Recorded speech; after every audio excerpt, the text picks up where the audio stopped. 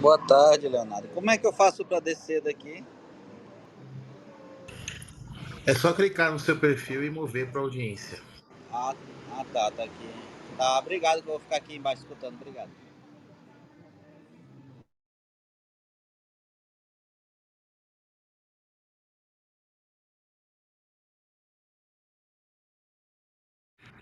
Tudo bem, vamos começando por aqui. Deixa eu ver se está tudo certo.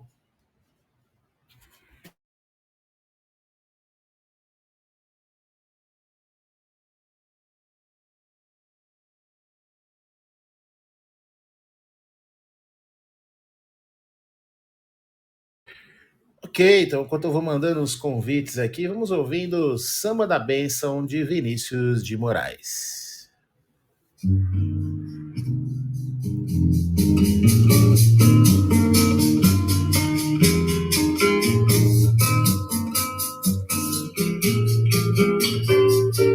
É melhor ser alegre que ser triste. Alegria é a melhor coisa que existe. É assim como a luz no coração.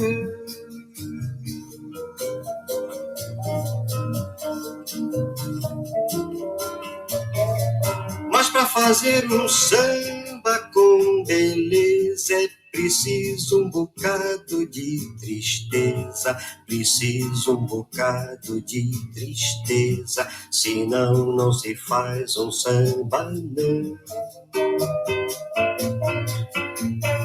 Senão é como amar uma mulher só linda. E daí? Uma mulher tem que ter qualquer coisa além da beleza, qualquer coisa de triste, qualquer coisa que chora, qualquer coisa que sente saudade. Um molejo de amor machucado, uma beleza que vem da tristeza de se saber mulher, feita apenas para amar, para sofrer pelo seu amor e para ser só perdão.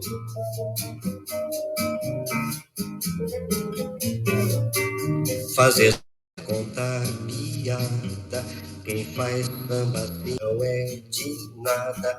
O bom samba é uma forma de oração.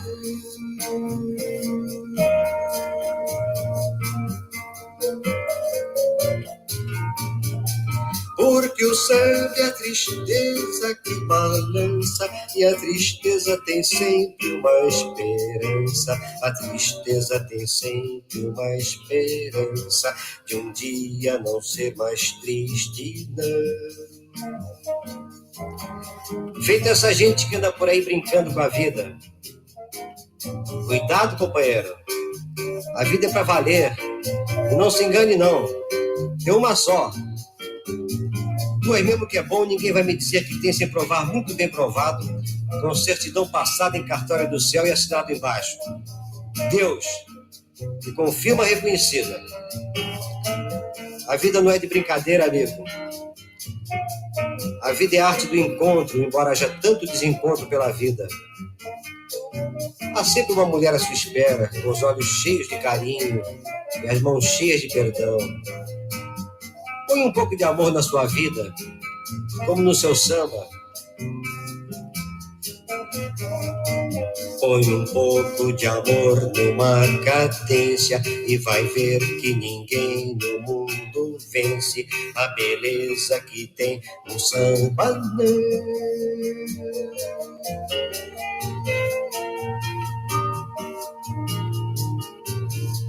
Porque o samba nasceu lá na Bahia, e se hoje ele é branco na poesia, se hoje ele é branco na poesia, ele é negro demais no coração. Eu, por exemplo, o capitão do mato Vinícius de Moraes, poeta e diplomata, o branco mais preto do Brasil, na linha direta de Xangô. Saravá! A bênção, senhora, a maior Yalorixá da Bahia, terra de Caíbe e João Gilberto. A bênção, Pixinguinha, tu que choraste na flauta todas as minhas mágoas de amor. A bênção, senhor, a bênção, Cartola, A bênção, Ismael Silva. Sua bênção em todos os prazeres. A bênção, Nelson Cavaquinho. A bênção, Geraldo Pereira. A bênção, meu bom Ciro Monteiro, você sobrinho de Nonô. A bênção, Noel. Sua bênção, Ari. A bênção todos os grandes sambistas do meu Brasil, branco, preto, mulato, lindo como a pele macia de Oxum. A bênção, maestro Antônio Carlos Jobim, parceiro e amigo querido, que já viajaste tantas canções comigo e ainda há tantas a viajar. A bênção, Carlinhos Lira, parceirinho 100%, você que une a ação ao sentimento e ao pensamento. A bênção. A bênção, Baden Powell, amigo novo, parceiro novo, que fizeste esse samba comigo. A bênção, amigo. A bênção, maestro Moacir Santos, que nós não só és tantos como o meu Brasil de todos os santos, inclusive meu São Sebastião. Saravá! A bênção que eu vou partir, eu vou ter que dizer adeus. Põe um pouco de amor numa cadência e vai ver que ninguém no mundo vence a beleza que tem num samba, não.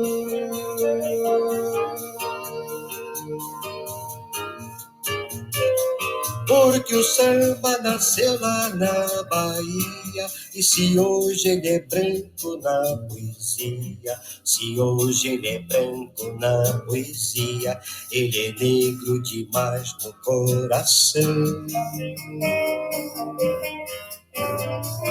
Porque o samba nasceu lá na Bahia, e se hoje ele é branco na poesia, se hoje ele é branco na poesia, é negro demais no coração.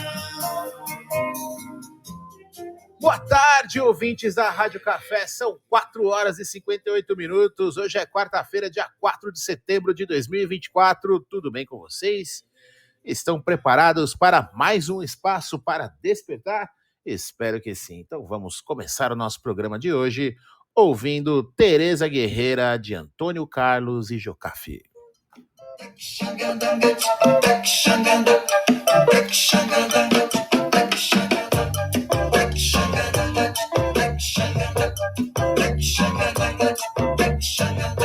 Da boa viagem, juro malvadeza, perdeu a Tereza e deu de perturbar.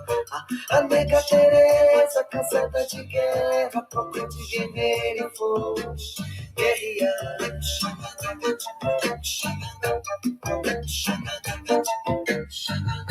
Orgulho ferido, um jeito sofrido, bateu com a tristeza na mesa de bar. É dia de festa, festeja a desgraça, promove a nuance e quer se vingar. Nega, nega, nega, nega, tipo nega, nega, nega, nega, tipo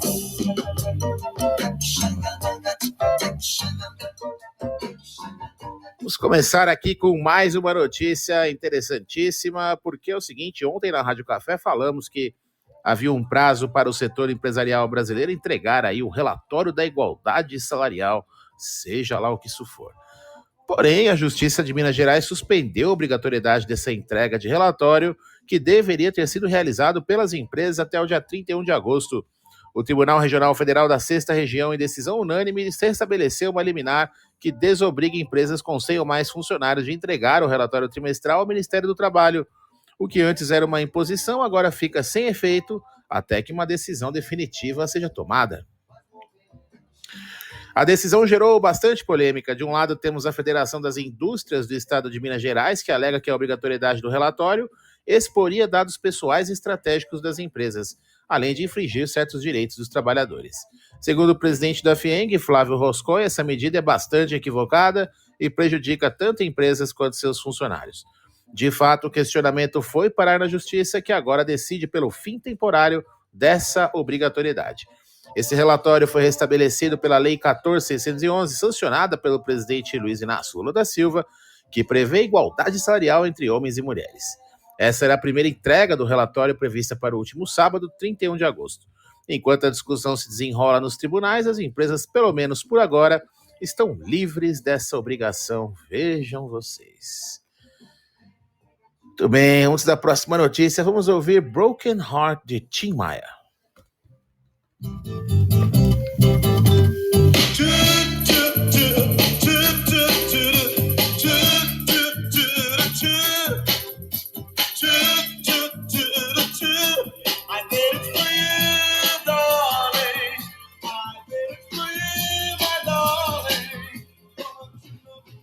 E agora vamos fazer uma análise aqui do impacto econômico e político da recente suspensão do Twitter do Brasil. O senador Marcos Rogério, do PL de Rondônia, afirmou em entrevista ao Jornal do Oeste que essa decisão está gerando um clima de insegurança jurídica entre investidores internacionais. Para ele, o Brasil vive um momento preocupante que afeta diretamente o ambiente de negócios. O senador foi enfático ao criticar a decisão do ministro Alexandre de Moraes do Supremo Tribunal Federal, que na última sexta-feira, dia 30, determinou a suspensão do Twitter após Elon Musk, dono da plataforma, fechar a filial da empresa no país. Para Marcos Rogério, a postura de Moraes e o bloqueio das contas da Starlink, também de propriedade de Musk, são medidas que criam uma insegurança e imprevisibilidade para quem deseja investir no Brasil. E vamos combinar, num ambiente onde a confiança é essencial para a economia, essas ações podem ter um efeito cascata negativo. Segundo Marcos Rogério, não há justificativa para envolver a Starlink, que possui outros sócios além de Musk, em uma questão relacionada ao Twitter. Ele destacou que isso abre um precedente perigoso, impactando não só a liberdade de expressão, mas também a segurança jurídica. Como ele mesmo disse, gera uma consequência que vai além da liberdade, atingindo a segurança jurídica no Brasil, fecha aspas. Bom, a entrevista completa do senador Marcos Rogério pode ser conferida no canal da Revista Oeste no YouTube. Vale a pena acompanhar para entender o impacto dessa medida nas relações econômicas do Brasil com o exterior também. Vamos ouvir aqui agora um rap de Artifacts, This is the Way. Someone ordered some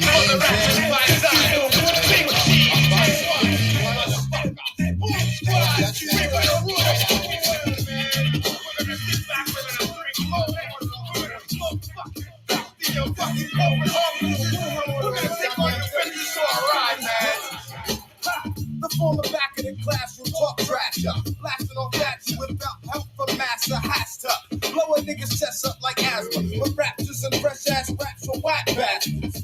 West District politicking like Gibson makes it pick up and then escapes from New York like Snake Plissken with trees tied to the thighs of down shorties clearing customs ready to cuss and bust on any nigga. Em busca de novas fontes de receita para fechar o rombo nas contas públicas, o desgoverno do ex-presidiário Lula propôs uma medida que pode mexer com o mercado digital e grandes multinacionais. Segundo o secretário executivo do Ministério da Fazenda, Dário Durigan, uma das principais soluções é a taxação das grandes empresas de tecnologia, as famosas Big Techs. A expectativa é que essas taxações ajudem o governo a atingir a meta de zerar o déficit primário, uma tarefa nada fácil. A proposta inclui uma alíquota mínima global de 15% sobre os lucros das grandes empresas, uma medida que está alinhada com as discussões da OCDE. O objetivo é garantir que esses gigantes do setor digital contribuam com uma parcela maior dos seus lucros para os cofres públicos, independente de onde estejam operando. Dário Durigan também mencionou que essa medida é crucial para fechar o orçamento de 2025, que depende de receitas extras para equilibrar as contas. Além disso, o governo precisa que o Congresso aprove até o dia 11 de setembro um projeto que estabeleça compensações para a desoneração da folha de pagamento de 17 setores da economia. Isso vai impactar diretamente os municípios com até 156 mil habitantes, que terão novas regras fiscais em jogo.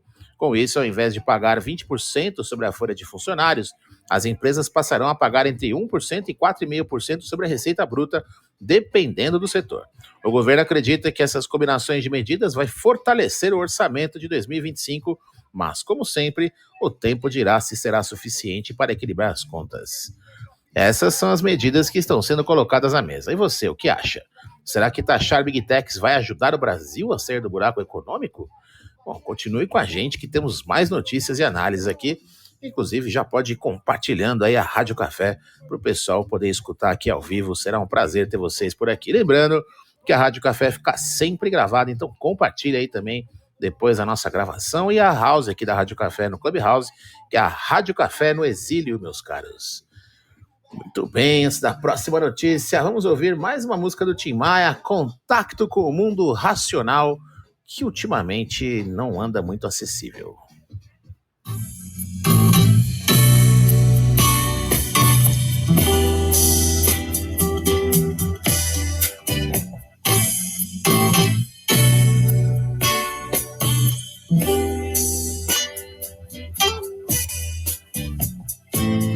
Resta apenas um contato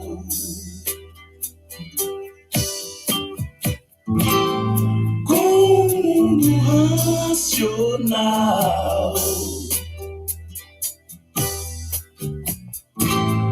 Nosso mundo de origem, que virá bem natural.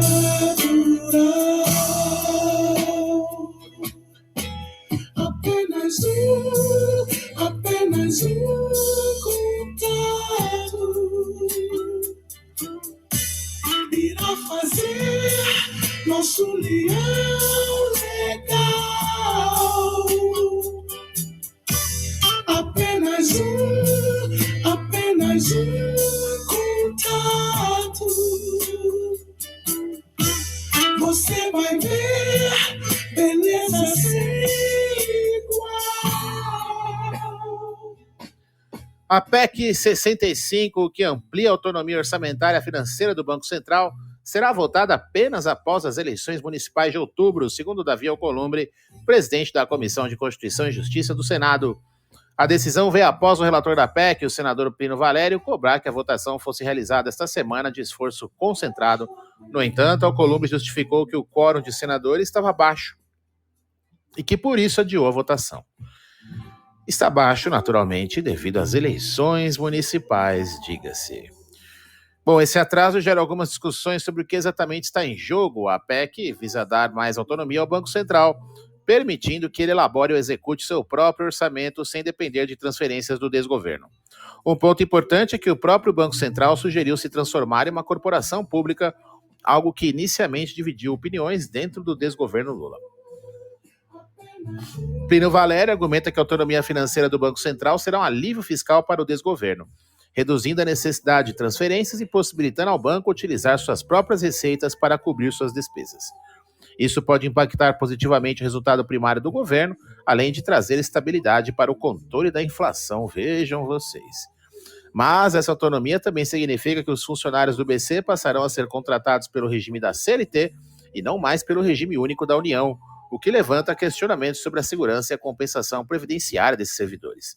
A votação dessa PEC pode mudar muita coisa no cenário econômico brasileiro. Pois é, mas vai ficar para depois das eleições. Vamos ouvir agora el presidente de DJ Honda e Jeru de Damaja. It's the Osama of the Kami-sama, the Ichiban DJ, King of the Iron Fist. We nasty at this. Jerry the Damager, DJ Honda, that unorthodox, four-beat style. From South from South, lyrical swordplay, and it goes like this. Check it. Black Castro, or call me Fidel Negro. King terrific, can't be hit, you're wasting time, spending ammo. Scientists balanced polar, digital microchips in your molar. Hardcore nuclear, ain't the devil happy? Ha ha, rich rap star, keep this solar manifestation. And the stars recede to the sun in this mathematical equation. Police still on my dick like an invasion. A Agência Nacional de Energia Elétrica aprovou a abertura de uma consulta pública para discutir a transferência do controle da concessionária Amazonas Energia. O comando da empresa, que atualmente pertence ao Grupo Oliveira, passaria para dois fundos de investimentos, o Futura e o FIP Milão, ambos pertencentes ao Grupo JF dos Irmãos Batista. A consulta será realizada entre os dias 4 e 13 de setembro, buscando subsídios para esse plano de transferência. A proposta inclui a conversão de uma dívida de 10 bilhões de reais em aumento de capital, o que seria uma forma de tirar a empresa do cadastro de inadimplência. Esse é um ponto-chave do plano, já que a Amazonas Energia enfrenta problemas financeiros há algum tempo. A medida visa trazer a dívida e a geração de caixa da empresa para níveis compatíveis com a operação de distribuição de energia no Amazonas. A base legal para a transferência está na medida provisória 1232 e vale lembrar que essa decisão é uma alternativa à recomendação inicial de caducidade da concessão sugerida pela ANEEL em novembro passado. O Ministério de Minas e Energia optou por essa flexibilização das regras, evitando um impacto maior no bolso do consumidor final. Quer dizer que agora vai pesar no bolso da JF, não no bolso do consumidor? Puxa vida, não? Ainda a possibilidade de flexibilizações temporárias em parâmetros regulatórios de eficiência por até 15 anos, o que, segundo a ANEEL, é necessário para garantir a continuidade do serviço. O impacto para os consumidores ainda será avaliado, mas a ideia é que essas medidas permitam um ajuste nas condições financeiras da concessionária. Parece que ainda querem cobrar alguma coisa dos consumidores, vejam vocês. Vamos ouvir agora a música Amor Proibido de Cartola. Dino, Meira, Canhoto, cadê o Gilberto aí? Vamos mandar abraço.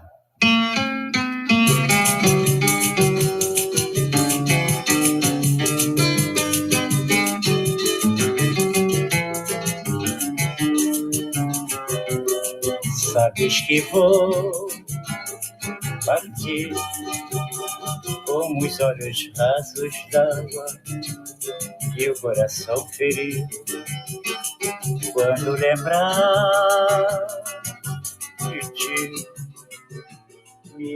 A advogada e influenciadora Deolane Bezerra foi presa na manhã dessa quarta-feira no Recife em uma operação da Polícia Civil contra a lavagem de dinheiro e jogos ilegais. Eita! A advogada criminalista e influenciadora digital Deolane Bezerra, famosa por suas declarações polêmicas e sua proximidade com o ex-presidiário Lula, foi presa nesta manhã no Recife. Ela é acusada de participar de uma organização criminosa ligada a jogos ilegais e lavagem de dinheiro em uma operação da Polícia Civil de Pernambuco batizada de Integration. A investigação resultou no bloqueio de mais de 2 bilhões de reais em bens, incluindo carros de luxo, aeronaves e joias. Deolane Bezerra é uma figura controversa, ficou famosa nas redes sociais após a morte trágica do funkeiro MC Kevin, de quem era noiva, e acumulou mais de 20 milhões de seguidores.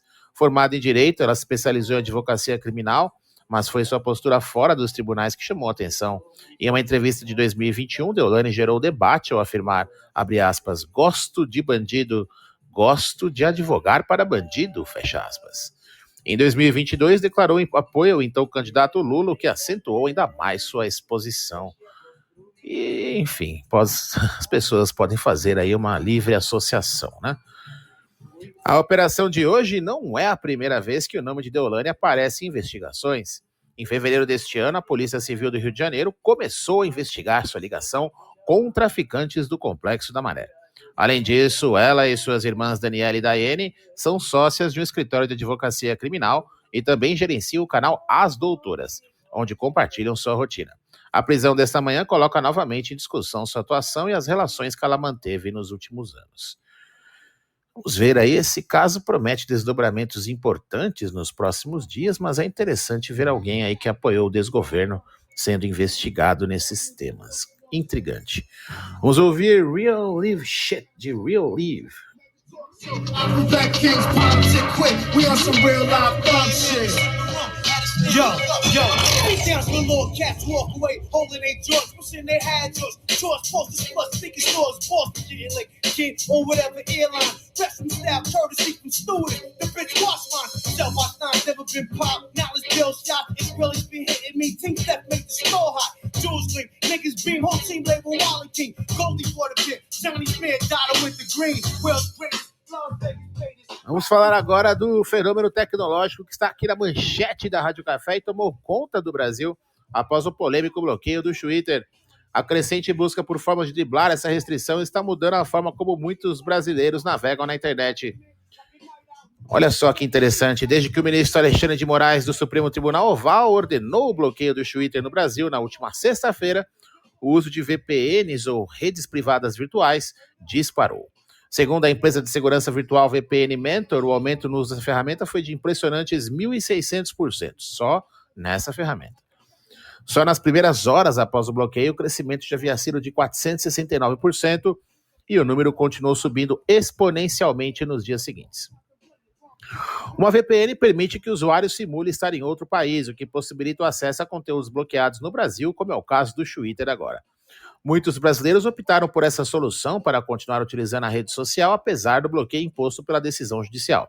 Vale ressaltar que, enquanto alguns veem isso como alternativa para preservar sua liberdade de navegação, o uso de VPNs também pode estar sendo alvo de medidas punitivas, como multas que podem chegar a R$50 mil por dia para quem burlar o bloqueio. Interessante notar que o Brasil não é o primeiro país a enfrentar esse tipo de bloqueio.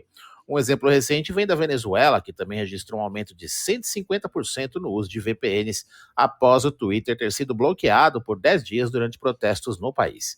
A história se repete e os paralelos com outros governos que limitam o acesso à internet não são nada animadores.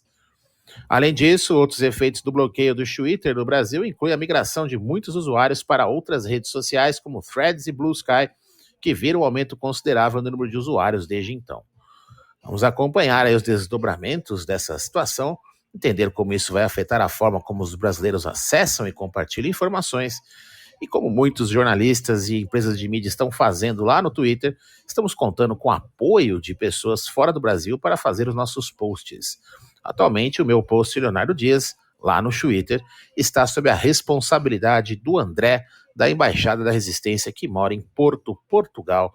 Vejam vocês. Bom, vamos ouvir agora a música Passarinha, de Bala Desejo, Júlia Mestre e Dora Morelli.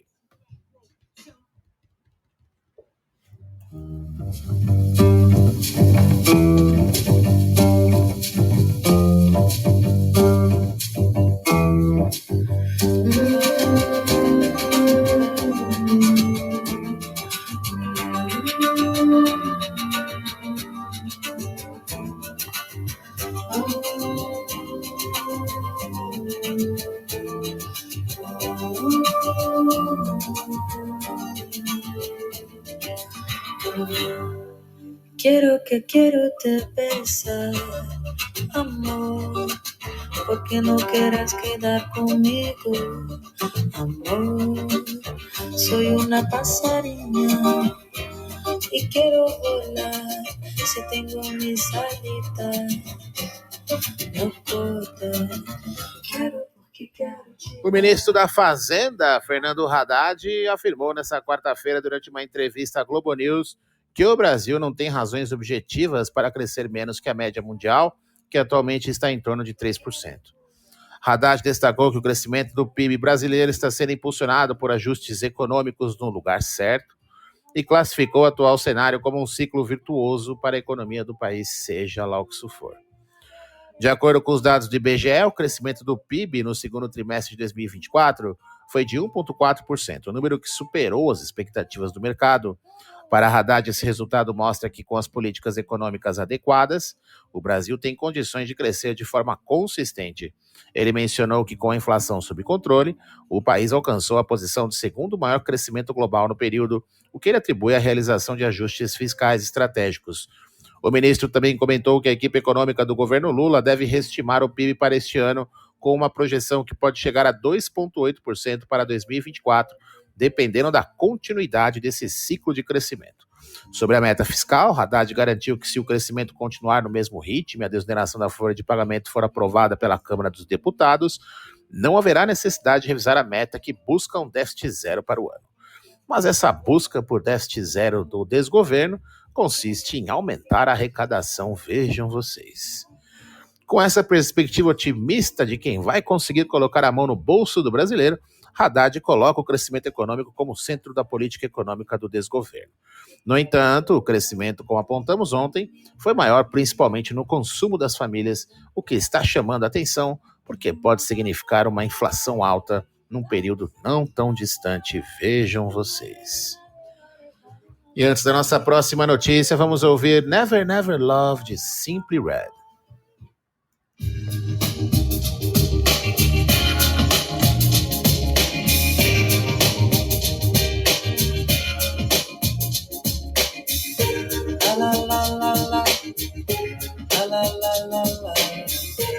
La la la la la.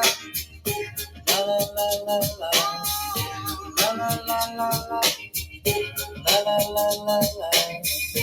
La la la la la. La la la la. So now we've got our independence. Ooh, what are we gonna do with it? Learning to play different games, already using different names, 'cause now our love bears no resemblance. Ontem, o IBGE, o Instituto Brasileiro de Geografia e Estatística, caixinha mágica de números do desgoverno, divulgou que o PIB brasileiro cresceu 1,4% no segundo trimestre de 2024 em comparação com o primeiro trimestre. Esse desempenho coloca o Brasil como o segundo país com maior crescimento econômico no período, de acordo com o levantamento da Austin Rating. O único país à frente foi o Peru, que registrou aumento de 2,4% no mesmo período. Esse resultado foi puxado principalmente pelo setor industrial, que avançou 1,8% no trimestre. O levantamento analisou dados de 50 países e mostrou que o crescimento do Brasil, empatado com o da Arábia Saudita e da Noruega, foi muito superior à média mundial, que foi de apenas 0,4%. Para quem acompanha o desempenho dos BRICS, o Brasil também superou a média do bloco, que ficou em 1,1%, e a média dos países do G7. Comparando com o mesmo período do ano passado, a economia brasileira cresceu 3,3%. Que nos coloca na 11ª posição global em termos de crescimento anual. Este é um sinal de que, apesar dos desafios, a economia brasileira está mantendo um ritmo de recuperação consistente. O presidente Lula comentou que esse crescimento se reflete em mais empregos e no aumento do consumo das famílias, o que ajuda a consolidar o ciclo virtuoso da economia que mencionamos mais cedo. Mas, como estou dizendo aqui para vocês, ficarem atentos que, afinal de contas, essa inflação medida aí pelo mesmo IBGE, não sei não, hein, pessoal? Vamos ficar atentos aí, porque a gente sabe que o desgoverno gosta mesmo de uma boa propaganda. E já que é isso aí mesmo, vamos ouvir É Isso Aí, de Doris Monteiro.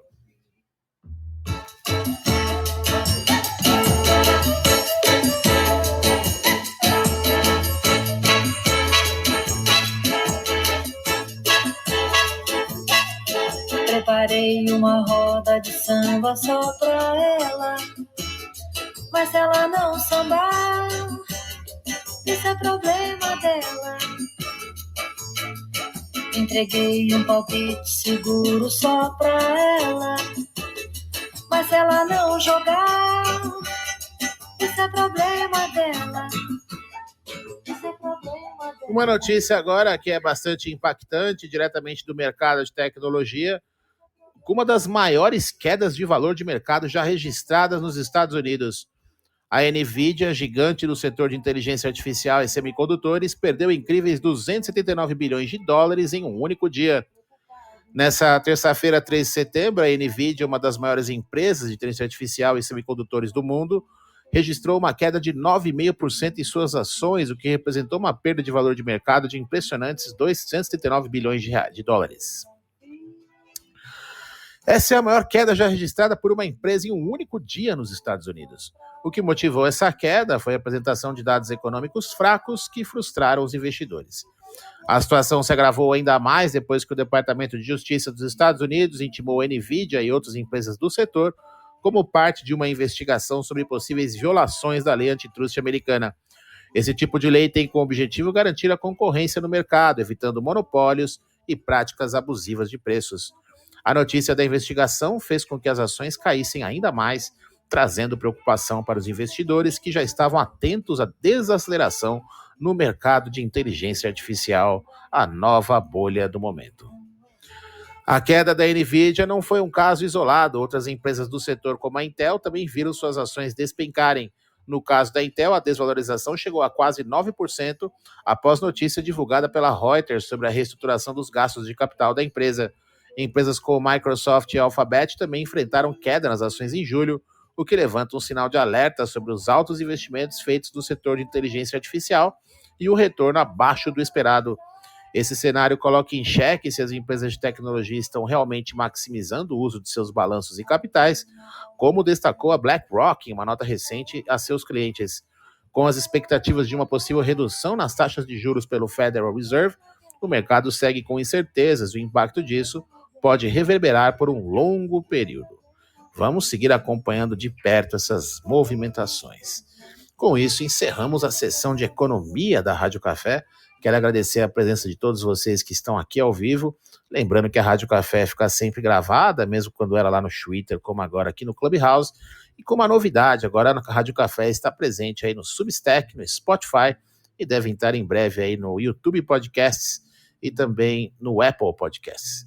Muito obrigado a todos aí pela presença de vocês, espero que estejam gostando. Lembre-se de compartilhar a Rádio Café, a gente continua lá com a ajuda do meu amigo André aí compartilhando os posts da Rádio Café, agora com o link para o Substack para vocês verem lá a Rádio Café gravada como um podcast. Muito obrigado, vamos continuar aqui o nosso programa. Antes disso, vamos ouvir I Love You Baby de Andrew Foy e René Foy.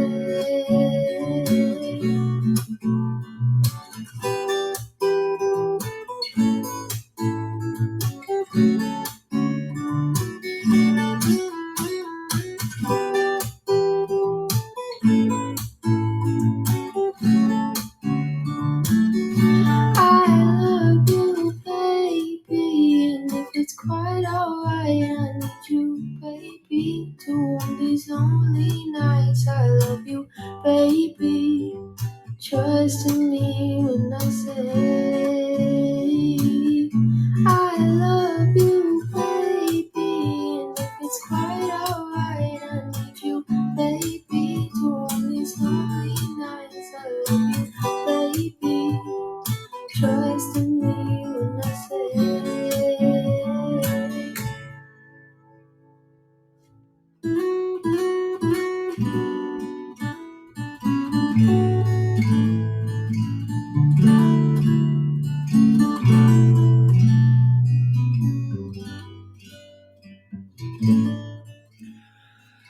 Bom, a nossa primeira notícia é sobre Marcelo Adelino de Moura, ou melhor, o China, conhecido integrante do PCC, que foi identificado como o homem encarregado de assassinar o secretário de Segurança Pública de São Paulo, Guilherme Derrite.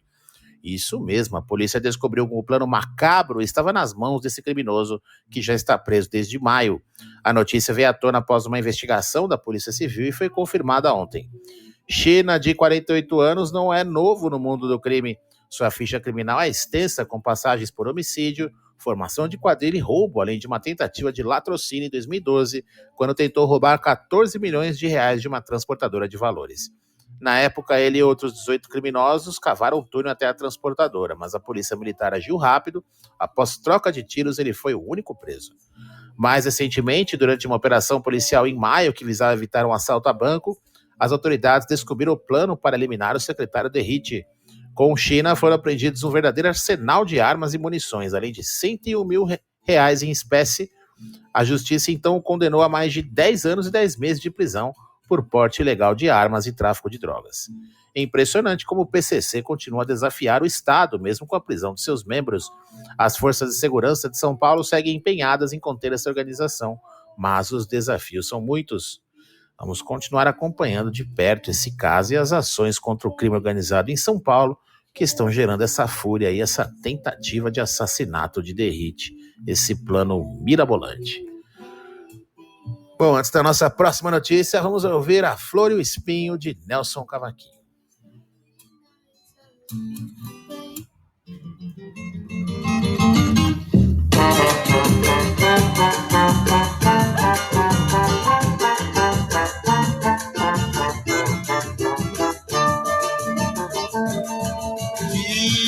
o seu sorriso do caminho que eu quero passar com a minha dor.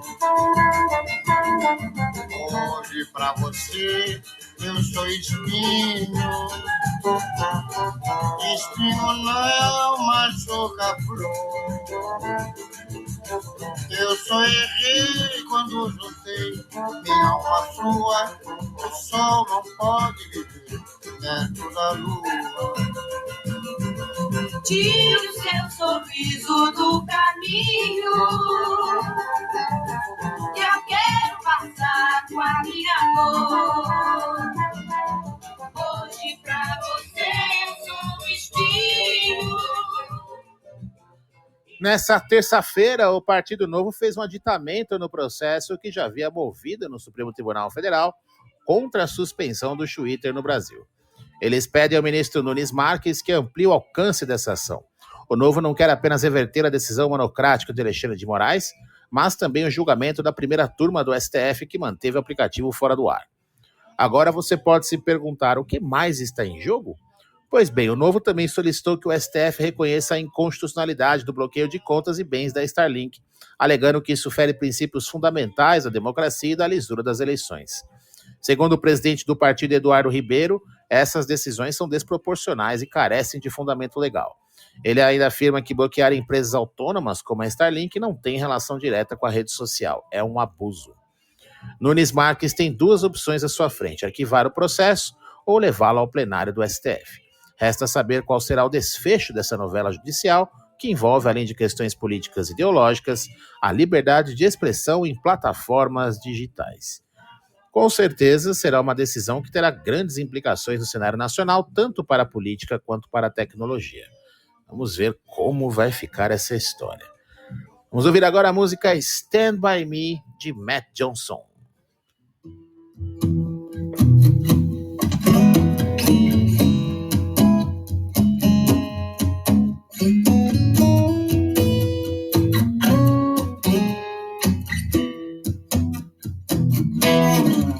When the night has come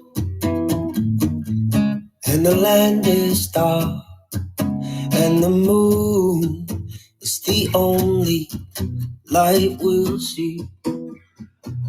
O deputado federal Nicolas Ferreira foi intimado pelo STF para se defender em uma ação de injúria contra o presidente Lula. O processo foi movido após um discurso que Nicolas fez na sede da ONU em Nova York no ano passado, onde ele chamou o presidente de ladrão que deveria estar na prisão. Além disso, Nicolas criticou os ministros do STF, acusando-os de trair os brasileiros e perseguir oponentes políticos. A situação esquentou ainda mais após o deputado recusar uma proposta da Procuradoria-Geral da República para resolver o caso por meio de uma transação penal. Essa proposta, que Nicolas rejeitou em agosto, teria encerrado o processo em troca do cumprimento de medidas alternativas. Agora ele tem até 15 dias para apresentar sua defesa ao STF, conforme determinação do ministro Luiz Fux. O caso de Nicolas Ferreira levanta uma discussão importante. Até que ponto vai a liberdade de expressão dos parlamentares do Brasil? Segundo o Código Penal, a injúria pode resultar em penas de até 6 meses de prisão, mas pode ser convertida em penas alternativas. Nicolas, no entanto, já se manifestou nas redes sociais, afirmando que essa investigação é uma ameaça à liberdade de expressão no país. Bom, interessante, né? Aconteceu também o caso da Amanda Vettorazzo, que também foi processada e intimada aí ao STF por também ter chamado o ex-presidiário de ladrão. É uma situação complicada do nosso país, meus caros. Vamos ouvir então a música Meu País, de Tim Maia. Bem sei que aprendi muito no seu país, justo no seu país, porém no meu país senti tudo que quis, pois vi como vivem todas as flores, todas as dores, sem distinção de cor. O amor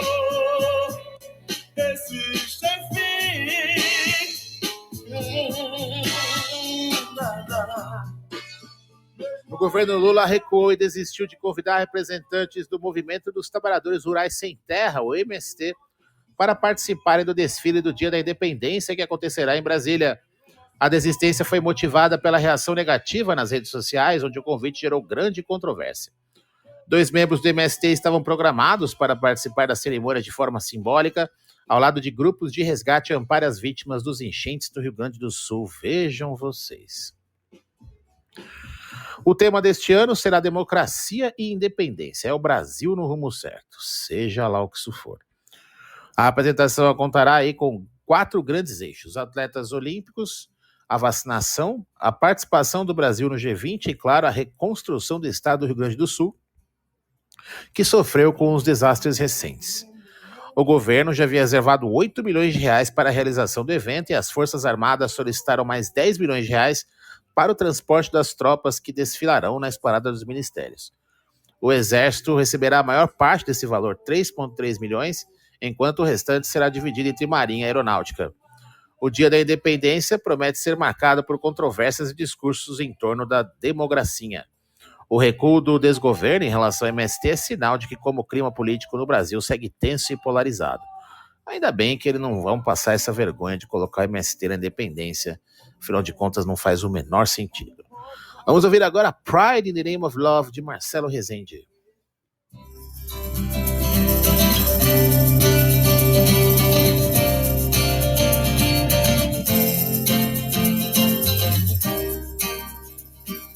One man come in the name of love.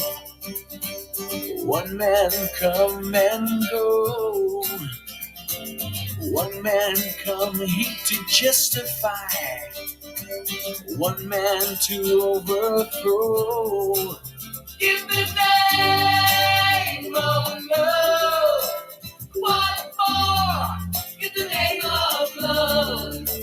In the name of love. What more? In the name of love. One man come. O relatório da PEC 16/19, que prevê a criação de mandatos de 8 anos para os ministros do STF, deve ser apresentado à Comissão de Constituição e Justiça do Senado apenas após as eleições. A senadora Tereza Cristina, relatora do texto, planeja realizar audiências públicas antes de entregar o parecer final. A expectativa é que o texto seja apreciado pela comissão até o final deste ano. De autoria do senador Plínio Valério, a PEC não só propõe mandatos para os ministros, mas também estipula prazos mais curtos para indicação e nomeação por parte do presidente da República. Entre as novidades, o presidente teria 1 mês para indicar os ministros e, uma vez aprovados pelo Senado, teria até 10 dias para oficializar a nomeação. Caso esses prazos não sejam cumpridos, o Senado poderia assumir a escolha por maioria absoluta. Essa PEC é amplamente apoiada pela oposição e conta com o incentivo do presidente do Senado, Rodrigo Pacheco, que também sugere uma elevação da idade mínima para que alguém possa se tornar ministro do STF. Se aprovada, a proposta alteraria significativamente o cenário do judiciário brasileiro, limitando o tempo dos ministros na Suprema Corte, algo que hoje não existe. Bom, com debates tão acalorados, essa proposta pode gerar mudanças profundas no equilíbrio entre os poderes, né? É interessante esse mandato de 8 anos para ministros do STF. Acho que é bastante compatível com o prazo do mandato dos senadores, que também é de 8 anos. Vamos aguardar aí para entender se isso vai avançar ou não, mas, pelo visto, querem adiar para depois das eleições também, porque não há quórum antes das eleições municipais. Vejam vocês. Antes da próxima notícia, que é muito bizarra, vamos ouvir a música Papai Vai, em homenagem à próxima notícia. Vai, mamãe, eu também vou à praia do Janga, vou buscar o meu amor. Papai vai, mamãe, eu também vou à praia do Janga, vou buscar o meu amor. Deixei ela na praia, sentada na areia, ela achou bonito ver o canto da sereia. Deixei ela na praia, sentada na areia, ela achou bonito ver o canto da sereia. Papai vai, mamãe, eu também vou na praia do Janga, vou buscar o meu amor. Nessa quarta-feira, o ex-presidiário Lula concedeu a medalha Oswaldo Cruz, uma das mais prestigiadas honrarias na área da saúde, a certos nomes bizarros aqui do cenário público. Entre os homenageados está ninguém menos do que a primeira-dama Janja. Oi? Além de personalidades como a apresentadora Xuxa Meneghel, o biólogo e influenciador Átila Yamarino, conhecido por defender lockdown e vacinas durante a pandemia, e a empresária Luísa Trajano, do Magazine Luiza, e a atleta Daiane dos Santos. Oi? Por que a medalha Oswaldo Cruz para essas pessoas, né? A medalha Oswaldo Cruz foi criada em 1970 e tem como objetivo reconhecer quem contribuiu para o bem-estar físico e mental da população brasileira, seja direta ou indiretamente. Então a Xuxa Meneghel foi responsável pelo nosso bem-estar físico e mental?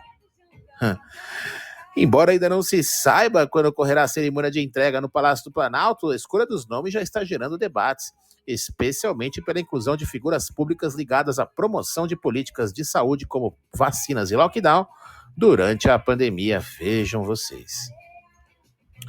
Vale lembrar que não é a primeira vez que Janja é condecorada este ano.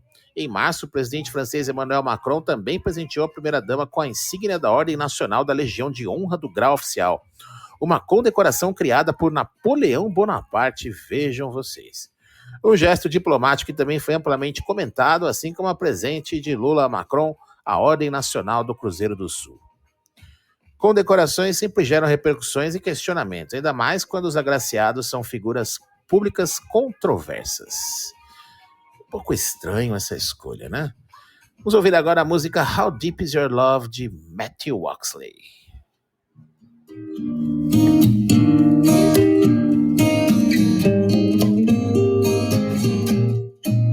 I know your eyes in the morning sun.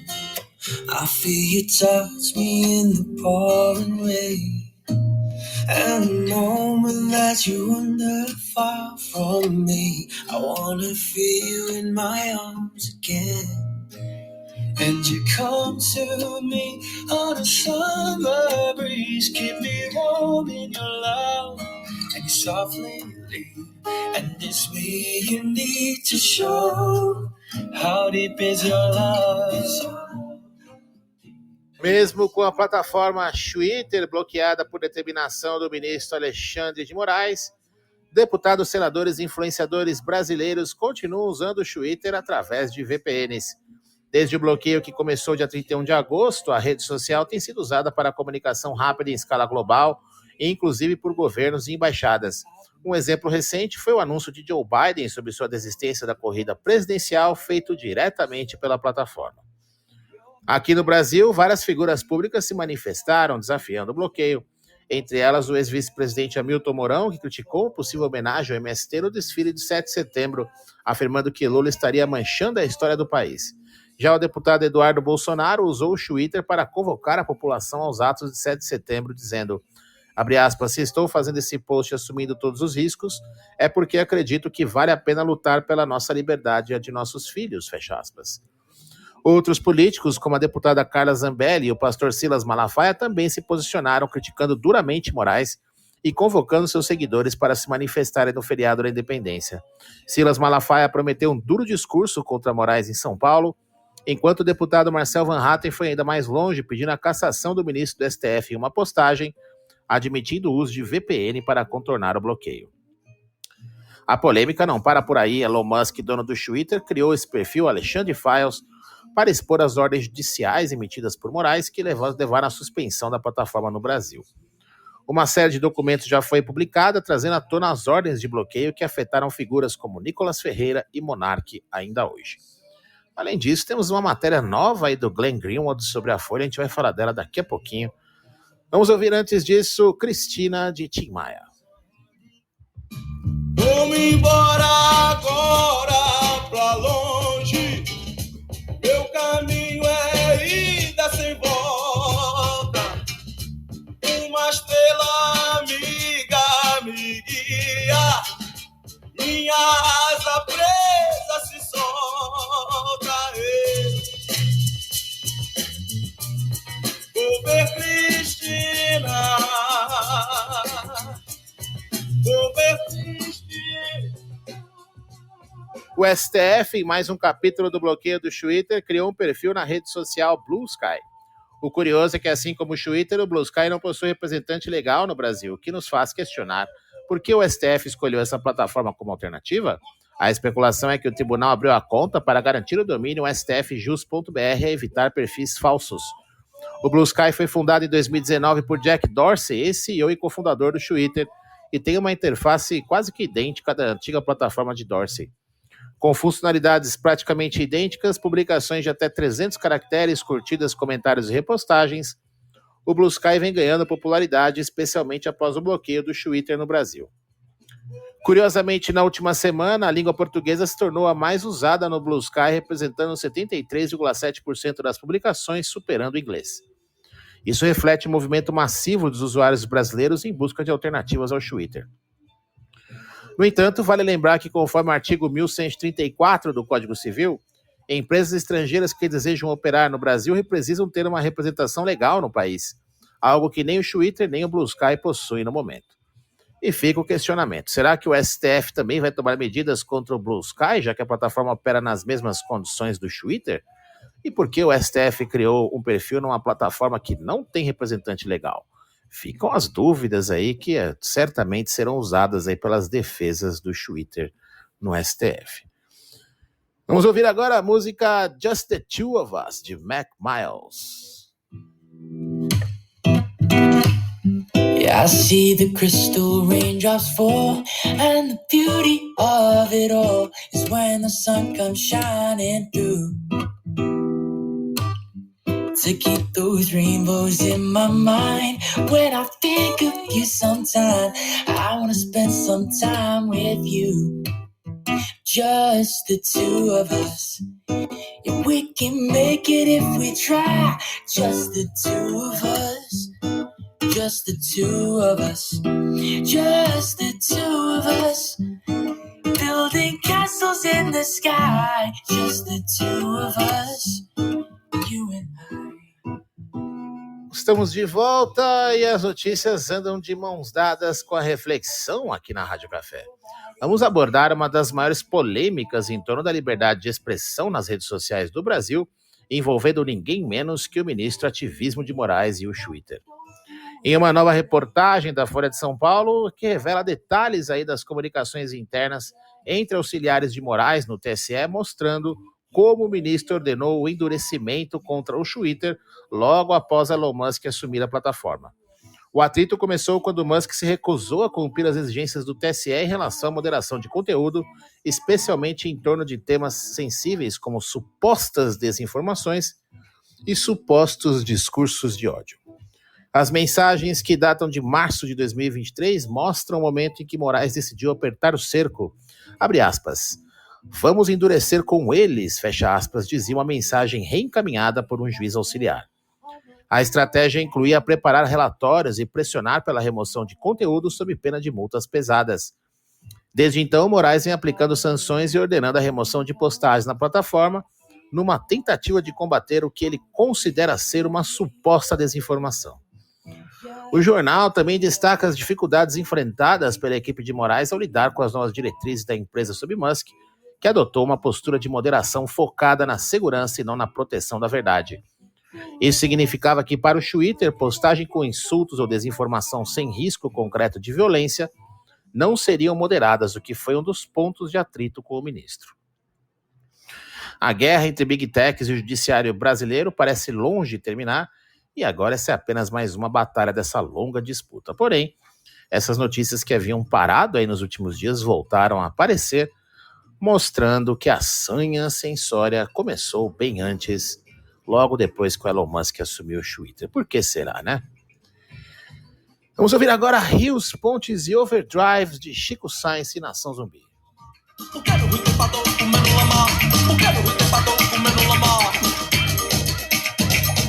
Rios, Pontes e Overdrives, impressionantes esculturas de lama.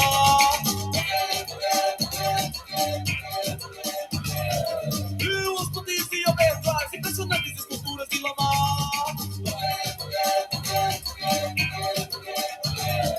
E ela matou mesmo caminho, nunca não tem um lambi, o lambo já voou, caiu lá no calçamento, pelo sol do meio-dia, o carro passando cima e o lambo ficou lá. Na noite de ontem, Marcos Duval, senador do Podemos do Espírito Santo, decidiu se mudar para o plenário do Senado, levando malas e afirmando que passaria a dormir no local. Esse protesto veio após o ministro Alexandre de Moraes, do STF, ter bloqueado 70% de seu salário e 50 milhões em bens por descumprimento de ordens judiciais. Moraes permitiu o desbloqueio de 30% do salário para a subsistência, mas o senador afirmou que essa quantia não é suficiente para suas despesas. Durante a sessão, Duval se queixou de não ter condições de pagar o aluguel de seu gabinete no Espírito Santo ou mesmo de alimentar sua equipe. Em seu discurso, o senador ironizou a situação, abre aspas, vou ter que morar no Senado, não no meu gabinete, porque lá é o local de trabalho, mas vou achar algum corredor e deitar até perceber que isso foi um pesadelo, fecha aspas. Imagens do protesto, compartilhadas pelo deputado federal Capitão Alden, mostram o senador cercado de malas no plenário.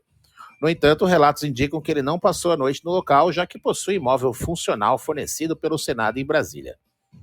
Esse protesto inusitado levanta questões sobre os limites do bloqueio de bens e impacto das decisões judiciais sobre parlamentares. Vamos seguir acompanhando de perto o desenrolar dessa história, mas para quebrar esse clima tenso, cada vez mais tenso, vamos ouvir a música Smells Like Teen Spirit, de Ben Wiggle.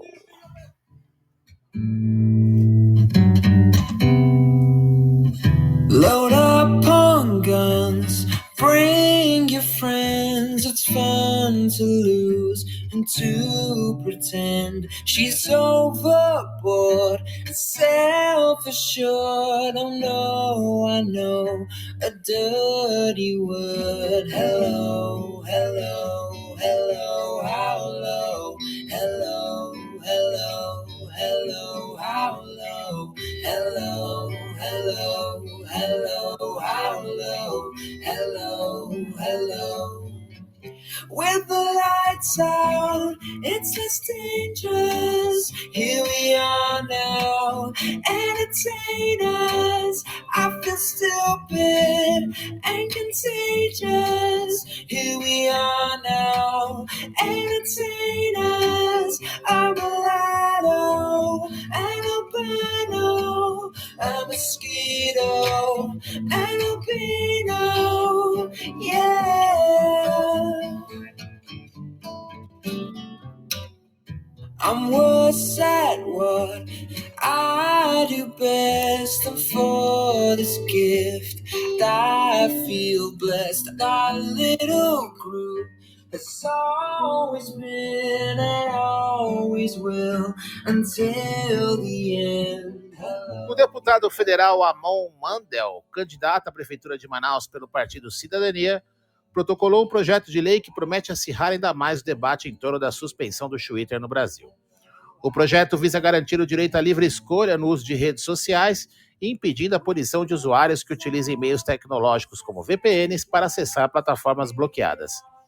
A proposta surge em resposta à decisão do ministro Alexandre de Moraes, que não só suspendeu o acesso ao Twitter, como também impôs uma multa de R$50 mil para quem utilizar VPN para contornar a proibição.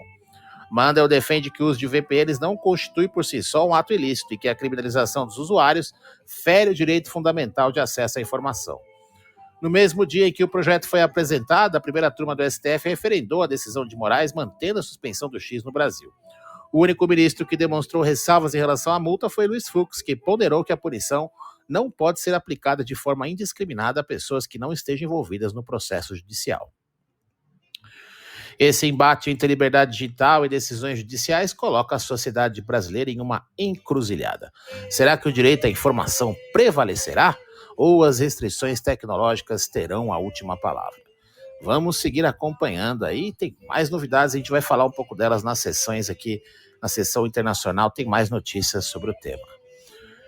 Muito bem, com isso encerramos a sessão Brasil da Rádio Café. Vamos falar agora um pouquinho de eleições, antes de falarmos disso. Claro, vamos ouvir uma música, mas antes de ouvir a música, quero convidar vocês a convidar as pessoas aqui para a Rádio Café para acompanhar o nosso programa ao vivo. E lembre-se também de seguir a House da Rádio Café no Exílio, aqui no Clubhouse. Vale lembrar também que agora a Rádio Café está também no Spotify, no Substack, e deve estar em breve aí no Apple Podcasts e no YouTube Podcasts. Muito obrigado a todos, acompanhe a Rádio Café aí no seu canal predileto. Vamos ouvir agora a música Hey Man, de Ave Sangria.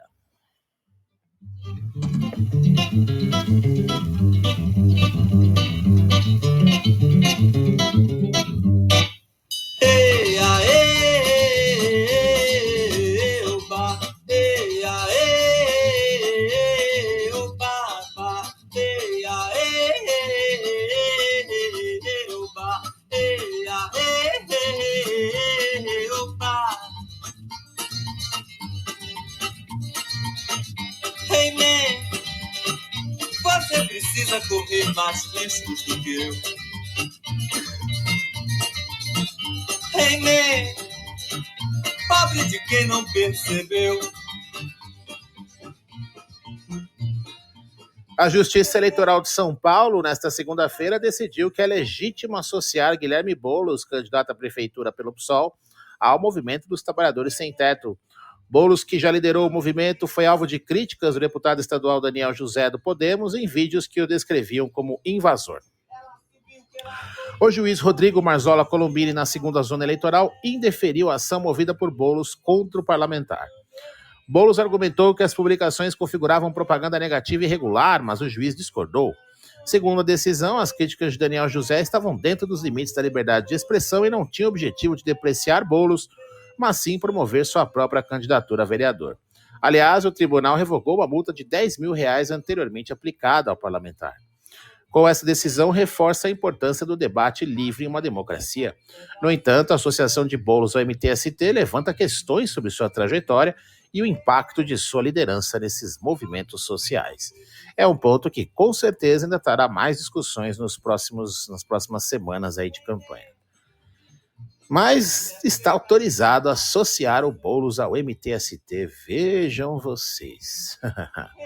Que azar do Boulos. Mas convenhamos que quem vota no Boulos deve achar isso lindo, né? Esse que é o problema. Vamos ouvir agora Tidal Wave da banda Old Sea Brigade, na versão acústica.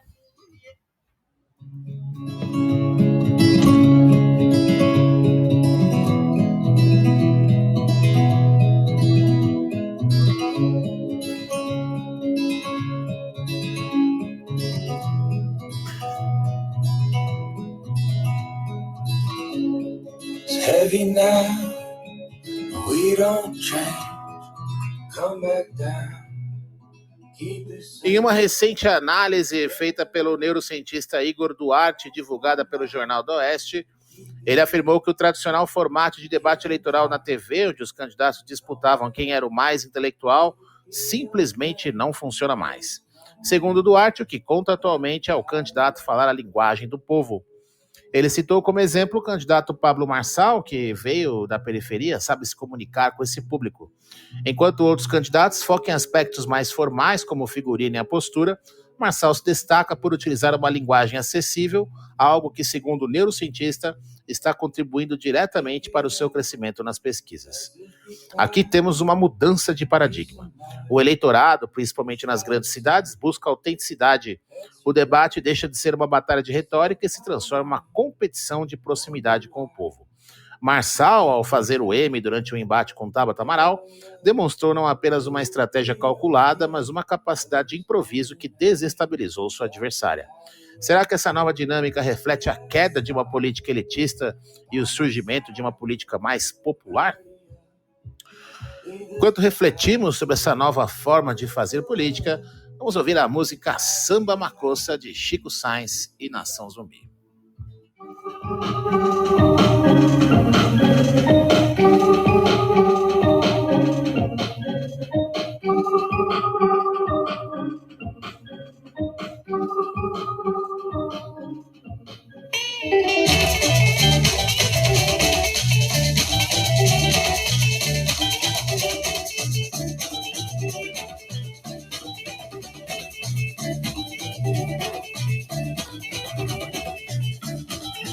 Samba Maioral, onde aqui você se meteu antes de chegar na roda, meu irmão?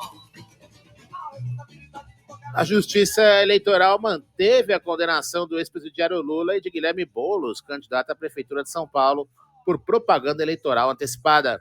O incidente ocorreu durante um comício em 1º de maio deste ano, quando Lula pediu votos de maneira explícita para Boulos, o que foi considerado fora do permitido pela lei eleitoral. O Tribunal Regional Eleitoral de São Paulo, apesar de manter a condenação, reduziu as multas. A de Lula passou de 20 mil para 15 mil reais, enquanto o Boulos teve sua penalidade reduzida para 10 mil reais. Segundo o desembargador Encinas Manfre, Boulos não só estava presente no evento, como demonstrou concordância ao aplaudir o discurso de Lula. Essa decisão reforça a importância de respeitar os limites legais durante campanhas, mas também reabre o debate sobre os limites da liberdade de expressão. Lula, em sua defesa, argumentou que exercia seu direito constitucional, uma alegação que sempre traz discussões complexas quando o assunto é política e discurso público. mas não deu certo, apesar de terem reduzido a multa dos dois. Pois é.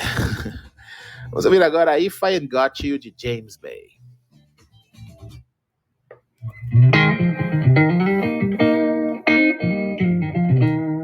This is one of my favorite Alicia Keys songs.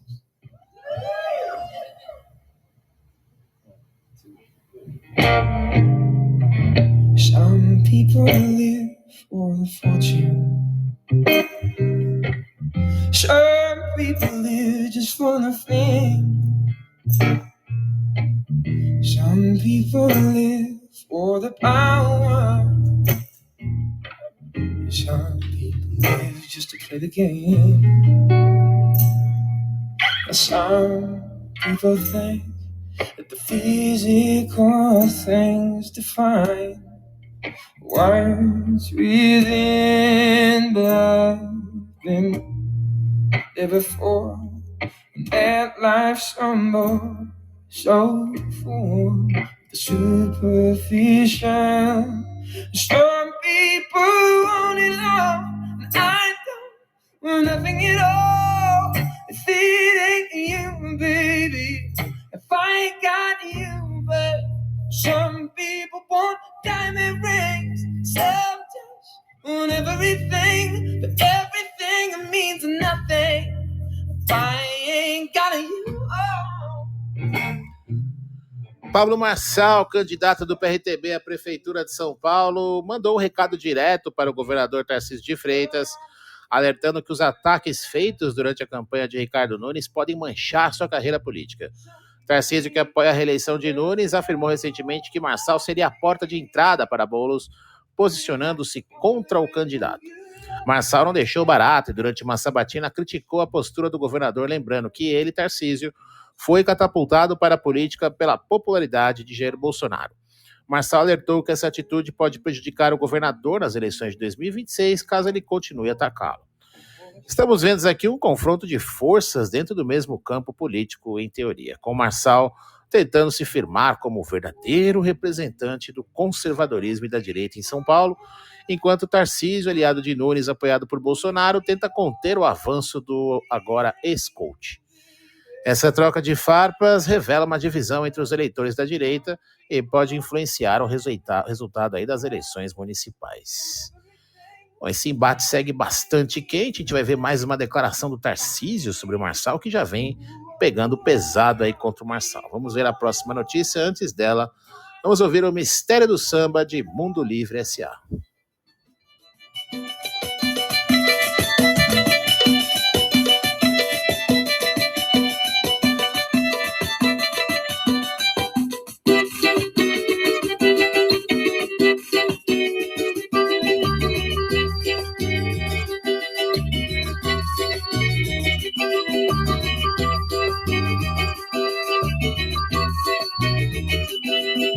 O samba não é carioca, o samba não é baiano, o samba não é do terreiro, o samba não é africano, o samba não é da colina, o samba não é do salão, o samba não é da avenida, o samba não é carnaval, o samba não é da TV, o samba não é do quintal, como reza toda a tradição.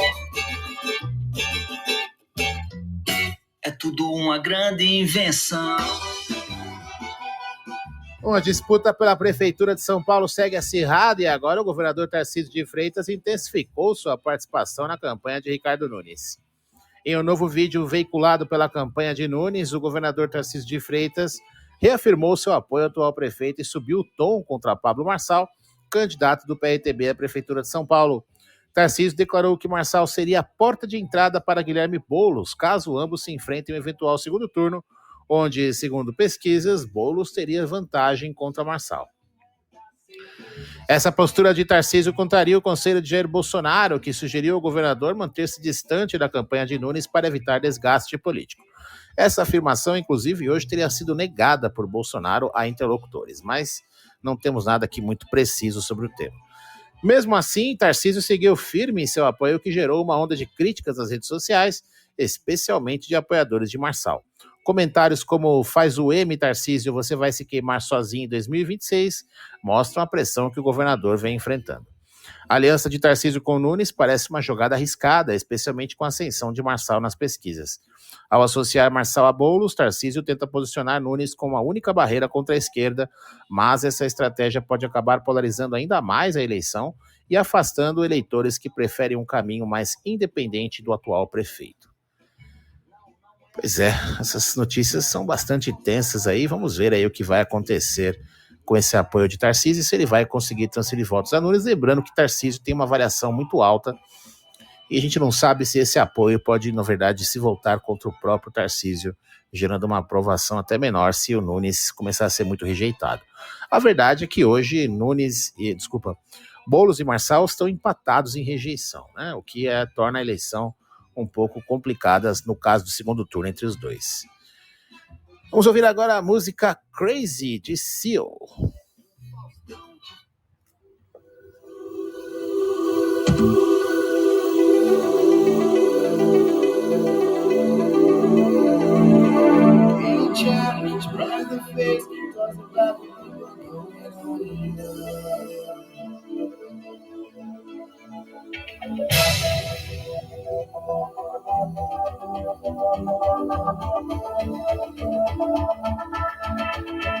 Only charming.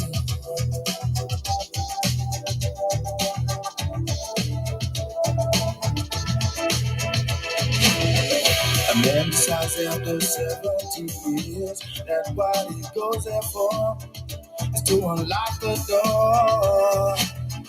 For those around him criticize and sleep.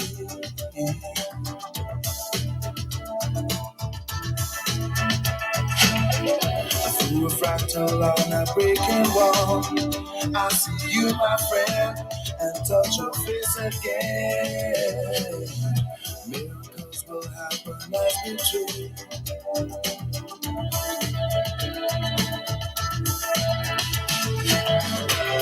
But we're never gonna survive unless we get a little crazy. Bom, então o cenário da corrida eleitoral em São Paulo fica cada vez mais nebuloso com a mais recente polêmica envolvendo Pablo Marçal e o presidente de seu partido, Leonardo Avalanche, que é acusado de ter ligações com o PCC. Pablo Marçal, candidato do PRTB à Prefeitura de São Paulo, anunciou o almoço com vereadores do partido e o presidente da legenda, Leonardo Avalanche, que enfrenta sérias acusações de envolvimento com o crime organizado, especificamente o primeiro comando da capital. O evento, que ocorreu nesta quarta-feira, hoje, em um restaurante na zona leste da cidade. No entanto, após o anúncio, a equipe de Marçal tentou desfazer o vínculo com a Avalanche, afirmando que sua presença não estaria confirmada. No entanto, o almoço ocorreu e, nesse almoço, o Pablo Marçal declarou o seguinte, abre aspas, quero honrar aqui a vida do Leonardo Avalanche. Se não fosse esse cara, eu não era candidato. Ele suportou investidas das máquinas estadual, municipal e federal para derrubar minha candidatura. Esse cara aqui, independente do que acontecer, eu vou honrar tudo o que você fez, fecha aspas. A declaração de Pablo Marçal marcou a mudança de posicionamento sobre Leonardo Avalanche. Até então, Marçal dizia que havia tentado se ficar mais distante de Avalanche diante das suspeitas divulgadas pela imprensa. O candidato chegou a dizer que pediu para ele deixar o comando do partido temporariamente e que a situação causava constrangimento. Nessa quarta, do lado de Avalanche, Marçal disse que não há constrangimento. E ainda criticou jornalistas pelo que chamou de massacre contra Avalanche, abre aspas. É o presidente do meu partido e eu não tenho um pingo de vergonha de ter ele. É constrangedor o massacre que vocês fazem. Eu não me importo, ele se importa, fecha aspas. Lembrando que foi numa reportagem da Folha de São Paulo que revelou alguns áudios nos quais o presidente nacional do PRTB diz a um correligionário que mantém vínculos com integrantes do PCC. Avalanche agora nega envolvimento com o PCC e disse o seguinte, abre aspas, o PRTB sempre esteve presente, eu vim suportando aí essa questão do pessoal, tentando me envolver com o PCC, porque tem aquela máxima, né, falem mal, falem bem, mas falem de mim, fecha aspas. Mas eu estarei na delegacia, vou registrar boletim de ocorrência contra todos os jornalistas que publicaram. Questionado sobre a matéria da Folha, Avalanche diz não ser ele a pessoa que se ouve na gravação, abre aspas. Não sou eu desconheço aquele áudio, afirmou Leonardo Avalanche. Vejam vocês. Então tá, né? Então tá dizendo que não é ele e Marçal disse que vai honrar Leonardo Avalanche. Muito bem. Antes da nossa próxima notícia, vamos ouvir aqui Pra Aquietar de Luiz Melodia, já que querem aquietar a todos nós lá no Twitter.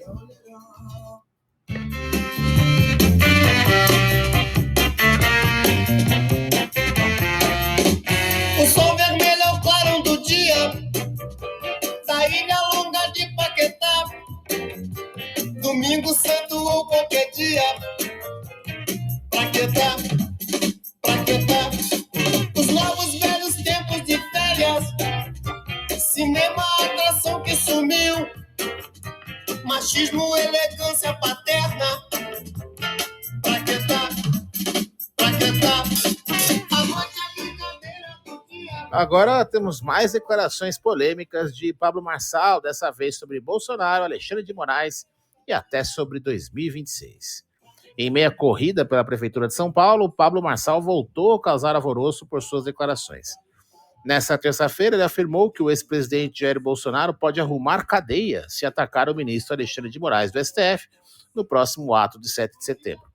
O evento, que será realizado na Avenida Paulista, tem como uma das pautas o impeachment de Moraes, algo que Marçal preferiu não se posicionar diretamente, alegando que esse é um tema para o Senado.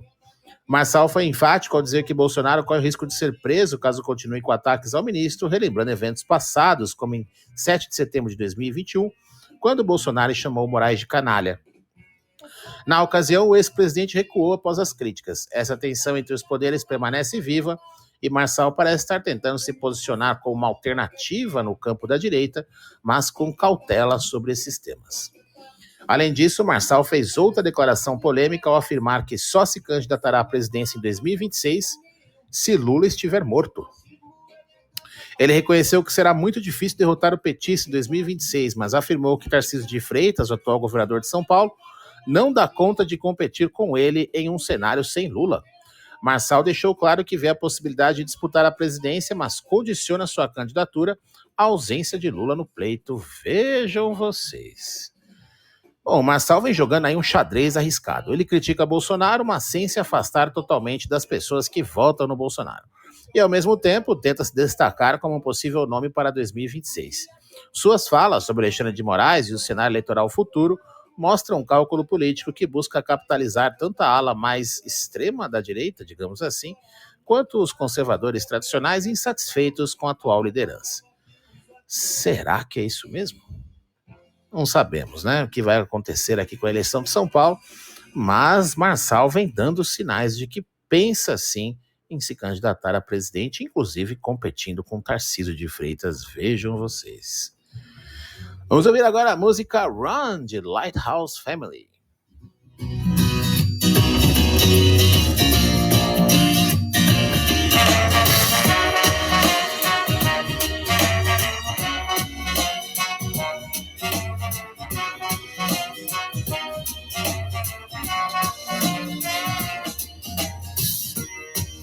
Got a picture of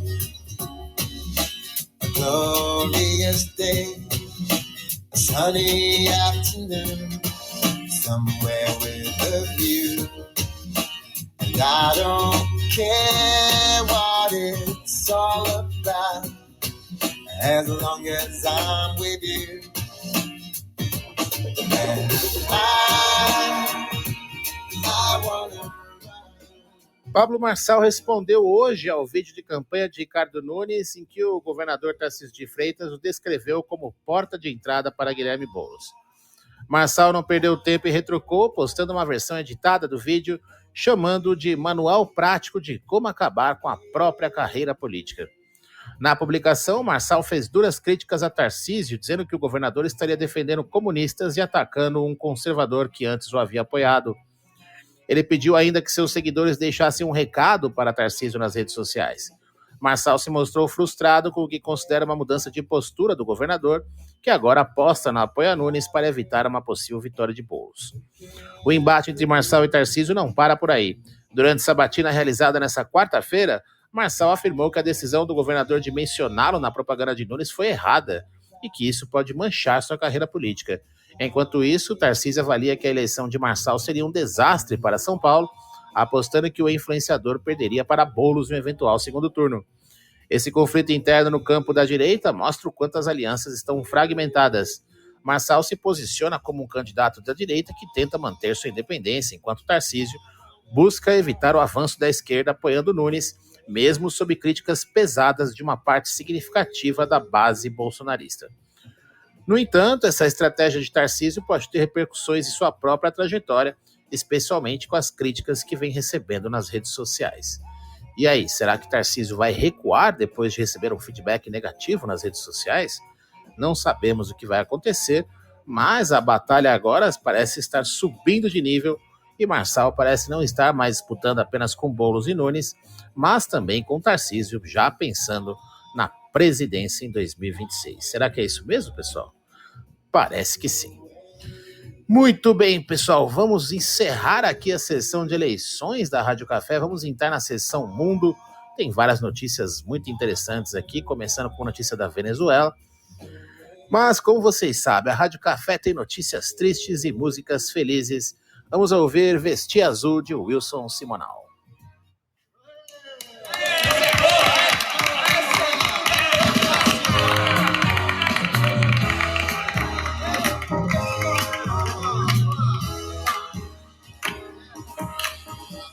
Estava na tristeza que dava dó, vivia vagamente e andava só. Mas eis que de repente me apareceu um brotinho lindo que me convenceu, dizendo que eu devia vestir azul, que azul é cor do céu e seu olhar também. Então o seu pedido me incentivou, vestir azul. Minha sorte então mudou, vestir azul. Minha sorte então mudou. Compartilhe a Rádio Café, que fica sempre gravada. Estamos aí agora no Substack, no Spotify e aqui no Clubhouse. Compartilhe aí a Rádio Café no Exílio.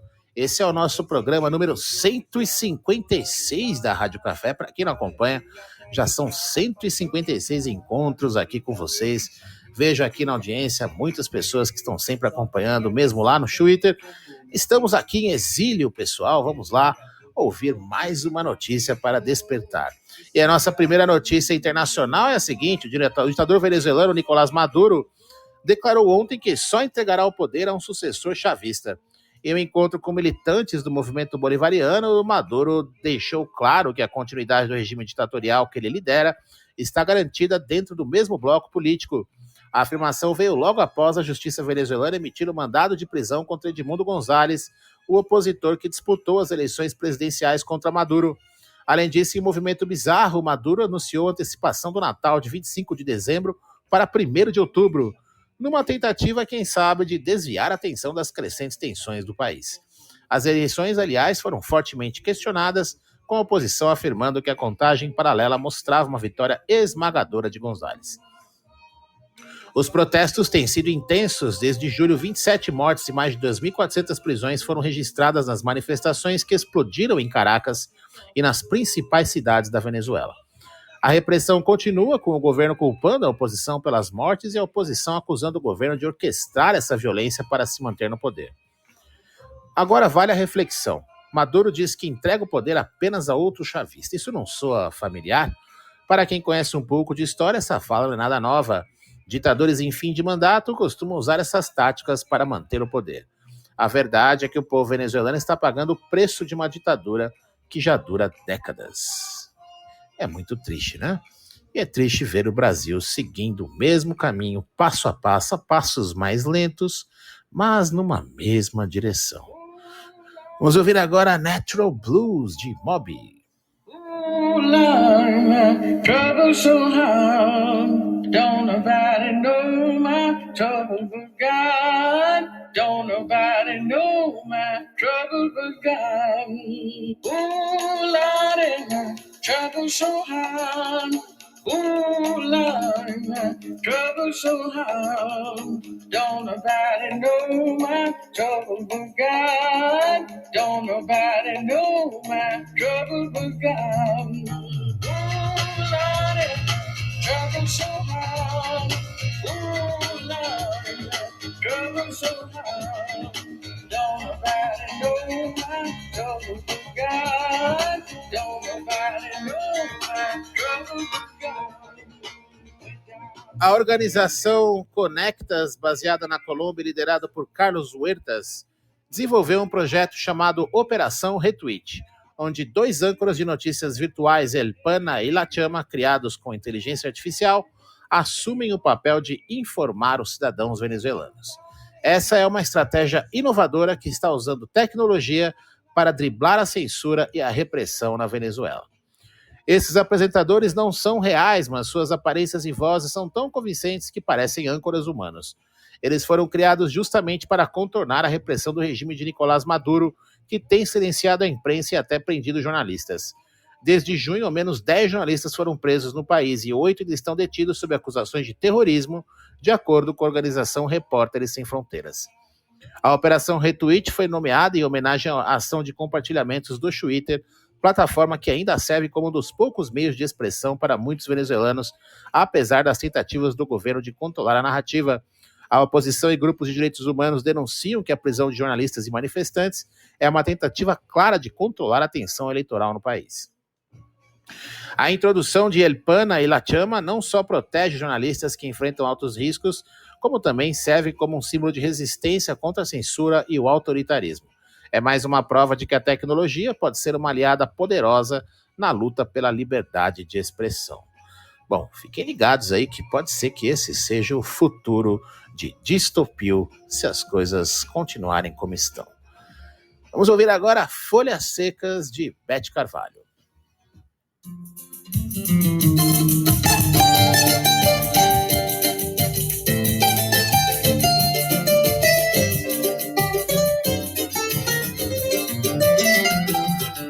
Quando eu piso em folhas secas, caídas de uma mangueira, penso na minha escola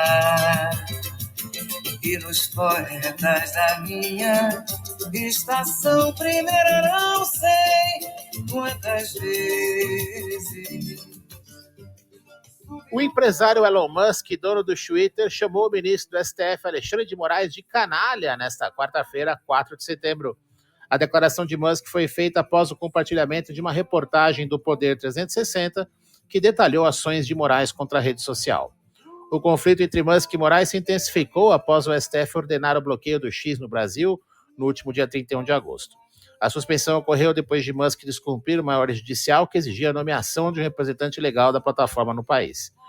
A decisão de Moraes veio como parte de uma ofensiva mais ampla contra o que ele classificou como publicações antidemocráticas e mensagens de ódio contra autoridades brasileiras, seja lá o que isso for.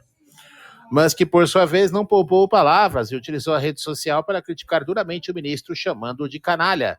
Segundo o empresário, as ações de Moraes e do STF têm sido uma ameaça à liberdade de expressão, um tema sensível e central no debate sobre o papel das redes sociais nas democracias modernas. O confronto entre Musk e Moraes ganhou força em agosto, quando a equipe de relações governamentais globais do X anunciou o fechamento do escritório no Brasil, atribuindo a decisão diretamente às medidas do ministro.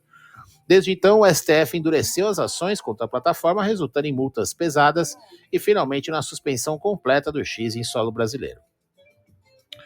A decisão provocou uma série de reações. O Partido Novo entrou com uma ação no STF, alegando que a suspensão da plataforma fere a liberdade de expressão. O relator desse caso será o ministro Nunes Marques, crítico frequente de Moraes, e que agora tem a chance de reverter a suspensão e restabelecer o funcionamento do X no Brasil. Essa batalha entre dois gigantes, um do mundo tecnológico e outro do mundo jurídico, promete ter desdobramentos impactantes. Fica a pergunta: estamos diante de uma defesa legítima da democracia ou de uma ameaça direta à liberdade de expressão? Pois é, reflitam nessa pergunta, caros ouvintes.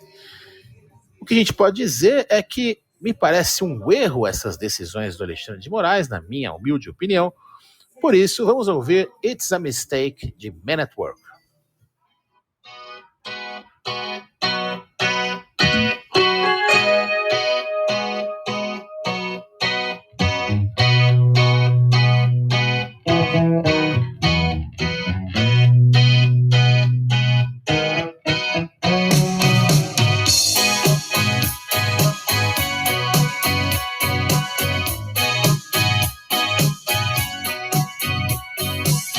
Jump down the shelters to get away.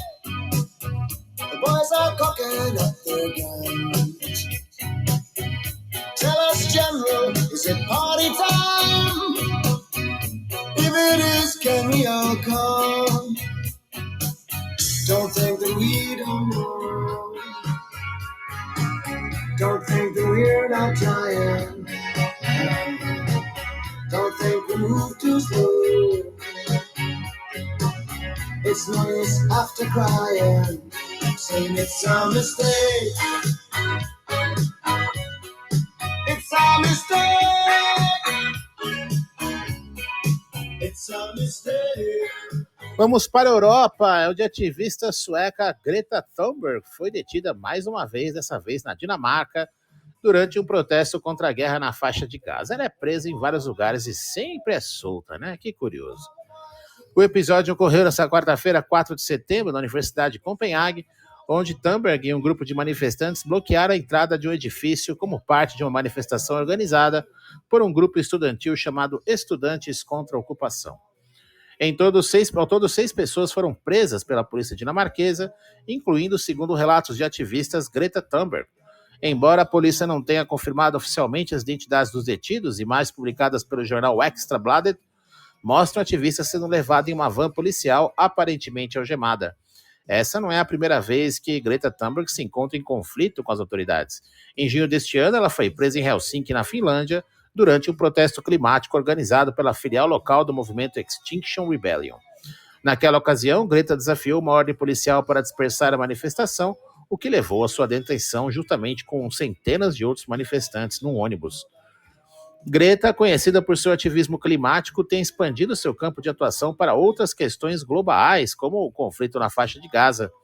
Em um discurso recente, ela criticou a falta de resposta às demandas de ativistas em várias partes do mundo, afirmando que, por mais alto que gritem, eles não nos ouvem. Por que será, não é verdade? Bom, a luta pelo clima de Greta Thunberg e pela justiça global continua. Mais uma vez, essa luta aí que é inglória e no qual ela é sempre presa e nada acontece com ela, é impressionante. Bom, como ela foi presa de novo, vamos ouvir Que Maravilha, de Wilson Simonal.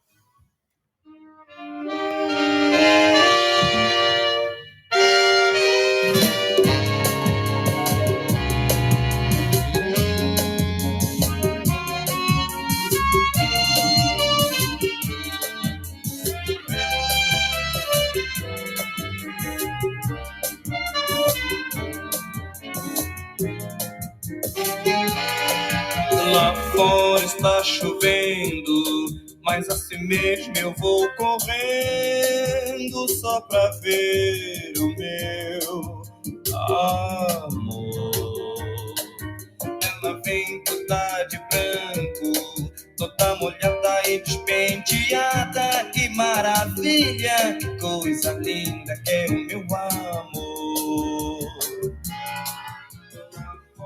Estamos nos aproximando de um momento decisivo nas eleições presidenciais dos Estados Unidos, com uma disputa acirrada que pode ser resolvida nos estados-chave de Pensilvânia e Geórgia.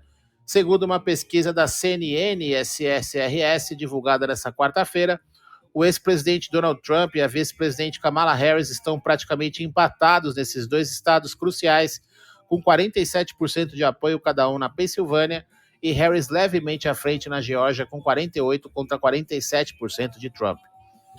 Esses dois estados, que somam 35 votos eleitorais, serão decisivos para determinar o próximo presidente dos Estados Unidos. Ambos foram conquistados por Joe Biden em 2020, mas com margens extremamente estreitas. Apenas 1,2% na Pensilvânia e apenas 0,23% na Geórgia. Agora, com as eleições se aproximando, a batalha está novamente intensa nesses dois estados. Além disso, Trump está liderando fora da margem de erro no estado do Arizona, com 49% contra 44% de Harris, enquanto a vice-presidente tem uma vantagem apertada no Nevada, com 48% contra 47%. Os olhos estão voltados também para o debate agendado entre Trump e Harris, que ocorrerá no próximo dia 10 de setembro, na cidade de Filadélfia, Pensilvânia. Esse será o primeiro e possivelmente o único debate entre os dois candidatos, e será uma oportunidade crucial para qualquer um deles tentar descolar do empate. No entanto, não é apenas no campo das ideias que essa disputa está ocorrendo. Tanto Trump quanto Harris têm investido pesadamente em propaganda e mobilização nesses estados decisivos. Segundo um relatório da CNN, grupos republicanos planejam gastar mais de 110 milhões de dólares em anúncios na Pensilvânia e na Geórgia até o final do ano. Trump, que está em campanha ativa, esteve recentemente em um evento em Johnstown, na Pensilvânia, onde afirmou confiante, abre aspas, 67 dias a partir de agora, vamos vencer a Pensilvânia, fecha aspas. Enquanto isso, Kamala Harris esteve na mesma semana em Pittsburgh, acompanhada do presidente Joe Biden, onde reforçou a importância de garantir os votos dessa classe trabalhadora sindicalizada da região, ou seja, da esquerda. Com menos de 2 meses para a eleição de 5 de novembro, a corrida está em aberto e tudo pode acontecer nesses estados que historicamente decidem o resultado. O futuro dos Estados Unidos está nas mãos dos eleitores da Pensilvânia e da Geórgia, que seguem sendo o epicentro da batalha eleitoral de 2024. Bom, vamos ouvir agora a música Easy Lover, de Phil Collins.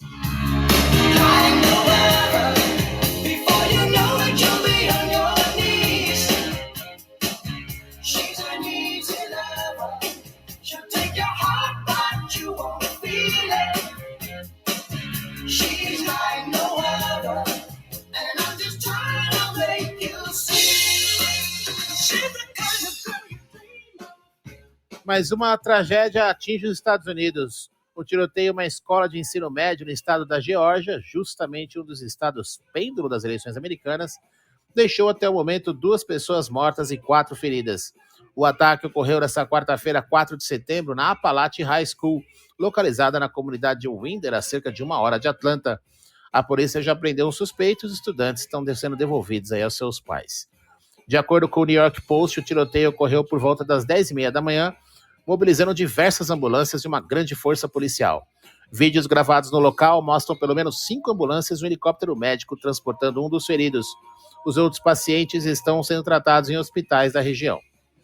O governador da Geórgia, Brian Kemp, afirmou que direcionou todos os recursos estaduais disponíveis para lidar com a situação e pediu aos cidadãos que se unem em orações pelas vítimas e pela segurança das escolas em todo o estado. Kemp também garantiu que seguirá acompanhando o desenrolar dos acontecimentos. O Distrito Escolar da Geórgia já se pronunciou pedindo para que os pais não tentem visitar a escola enquanto a situação ainda estiver em lockdown. Eles ressaltaram que a segurança de todos está sendo priorizada, que os alunos seriam liberados apenas quando a polícia autorizasse. A essa altura, já devem ter sido liberados. A comunidade de Winder, onde o ataque ocorreu, tem aproximadamente 18.300 habitantes, segundo o censo de 2020, e a Appalachian High School faz parte do sistema escolar do condado de Barrow, que atende cerca de 15.300 alunos. Esse é um dos maiores distritos escolares da Geórgia e o impacto dessa tragédia certamente será sentido na comunidade. Esse ataque trágico é um lembrete doloroso da crise de violência, né, em escolas que continua a assolar as escolas americanas. Muitas vezes esses ataques bastante suspeitos, né, sobretudo no estado da Geórgia, ainda mais num ano eleitoral. Mas estamos vendo aí, jornal de hoje, né? Já vimos o Trump quase tomando um tiro na têmpora. E agora estamos vendo essa questão aqui que deve inflamar ainda mais as eleições americanas. Vamos ouvir agora a música Alguém Me Avisou, de Fabiana Cosa com Maria Bethânia.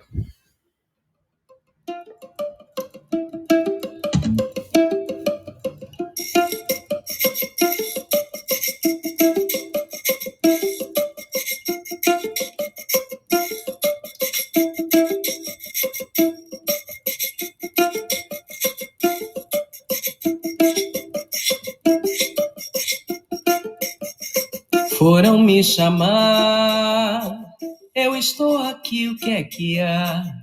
Foram me chamar, Eu estou aqui, o que é que há? Eu vim de lá, pequenininho. Mas eu vim de lá, pequenininho. Alguém me avisou pra pisar nesse chão devagarinho. Alguém me avisou pra pisar nesse chão devagarinho.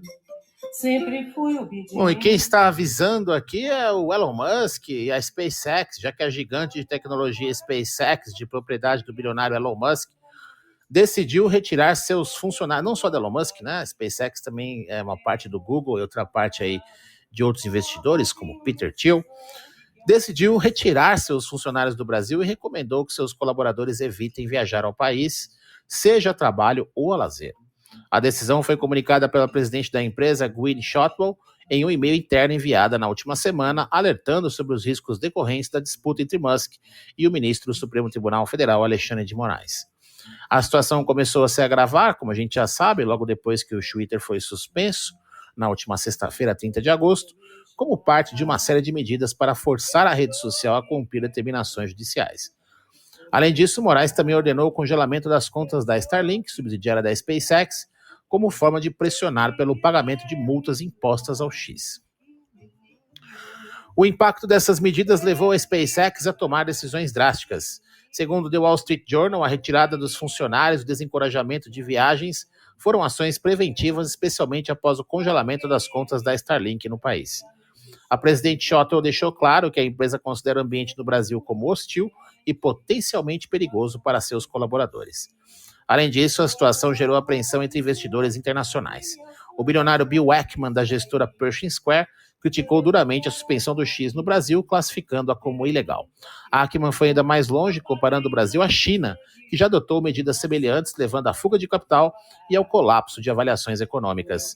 Abre aspas, o Brasil está caminhando rapidamente para se tornar um mercado não investível, alertou Ackman em seu perfil no Twitter. A Starlink, por sua vez, afirmou estar tomando medidas legais contra a decisão de Moraes e que fará o possível para manter seus clientes brasileiros conectados. Entretanto, a empresa também declarou que, enquanto o processo judicial segue, cumprirá a determinação do STF de bloquear o acesso ao X no Brasil. Esse impasse entre a SpaceX, liderada por Musk, e o STF tem implicações amplas, não só para o ambiente empresarial e tecnológico, mas também para o clima de investimentos estrangeiros no Brasil. Com investidores internacionais demonstrando preocupações, o risco de fuga de capital pode se tornar uma realidade, ameaçando ainda mais a economia do país.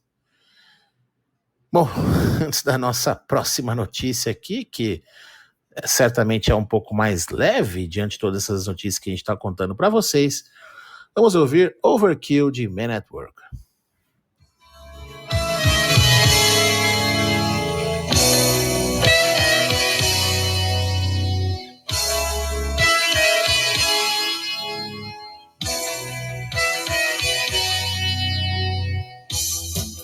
Get you sleep.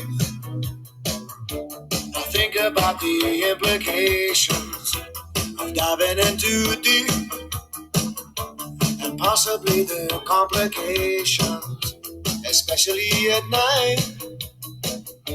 I worry over situations. I know we'll be alright. Perhaps it's just an imagination. Day after day it reappears. Night after night my heartbeat shows the fear. Ghosts appear and fade away.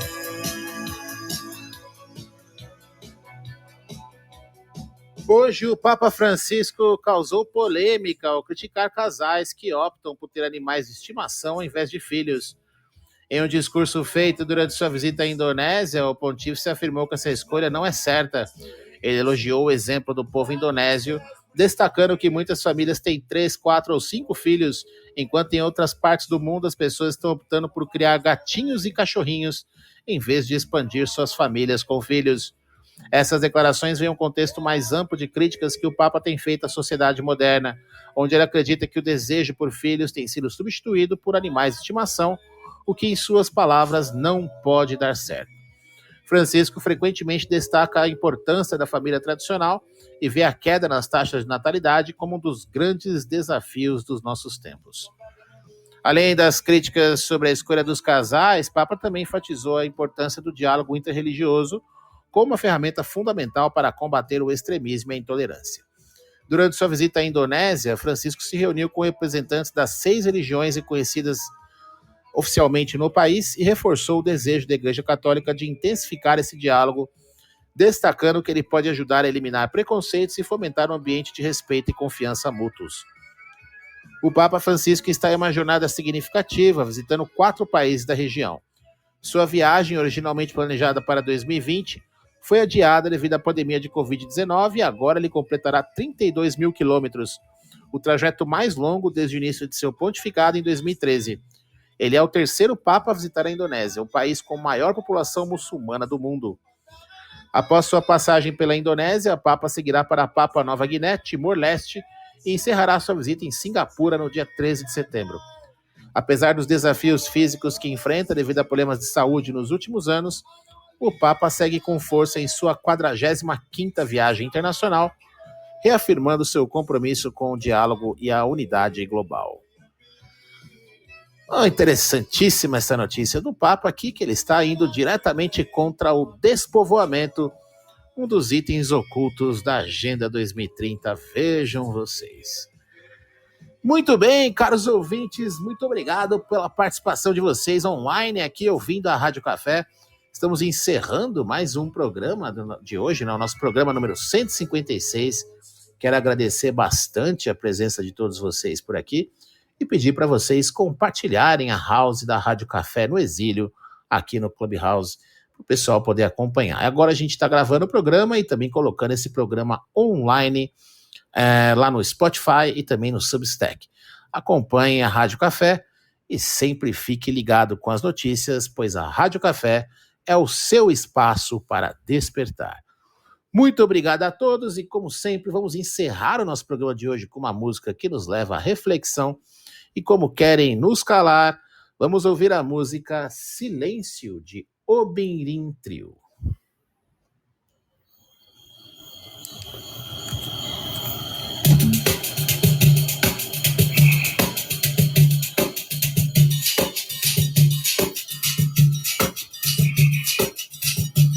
Hoje eu vim pra lhe dizer que em fração de segundos sua vida vai mudar quando o mundo ficar mudo. No silêncio o corpo fala e aquece o coração.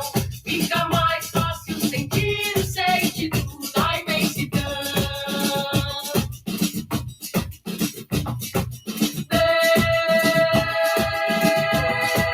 Deixa florescer que o sentir faz você crescer.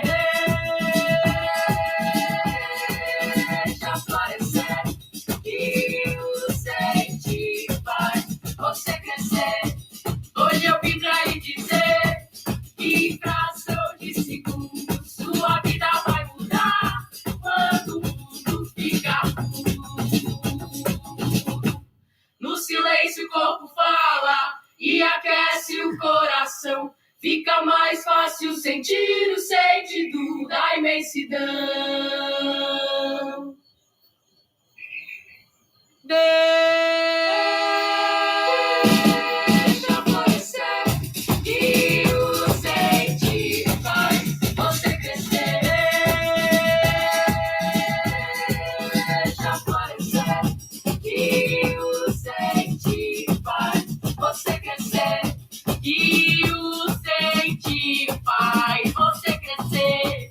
Que o sentir faz você crescer. Que o sentir faz você crescer. Que o sentir faz você crescer.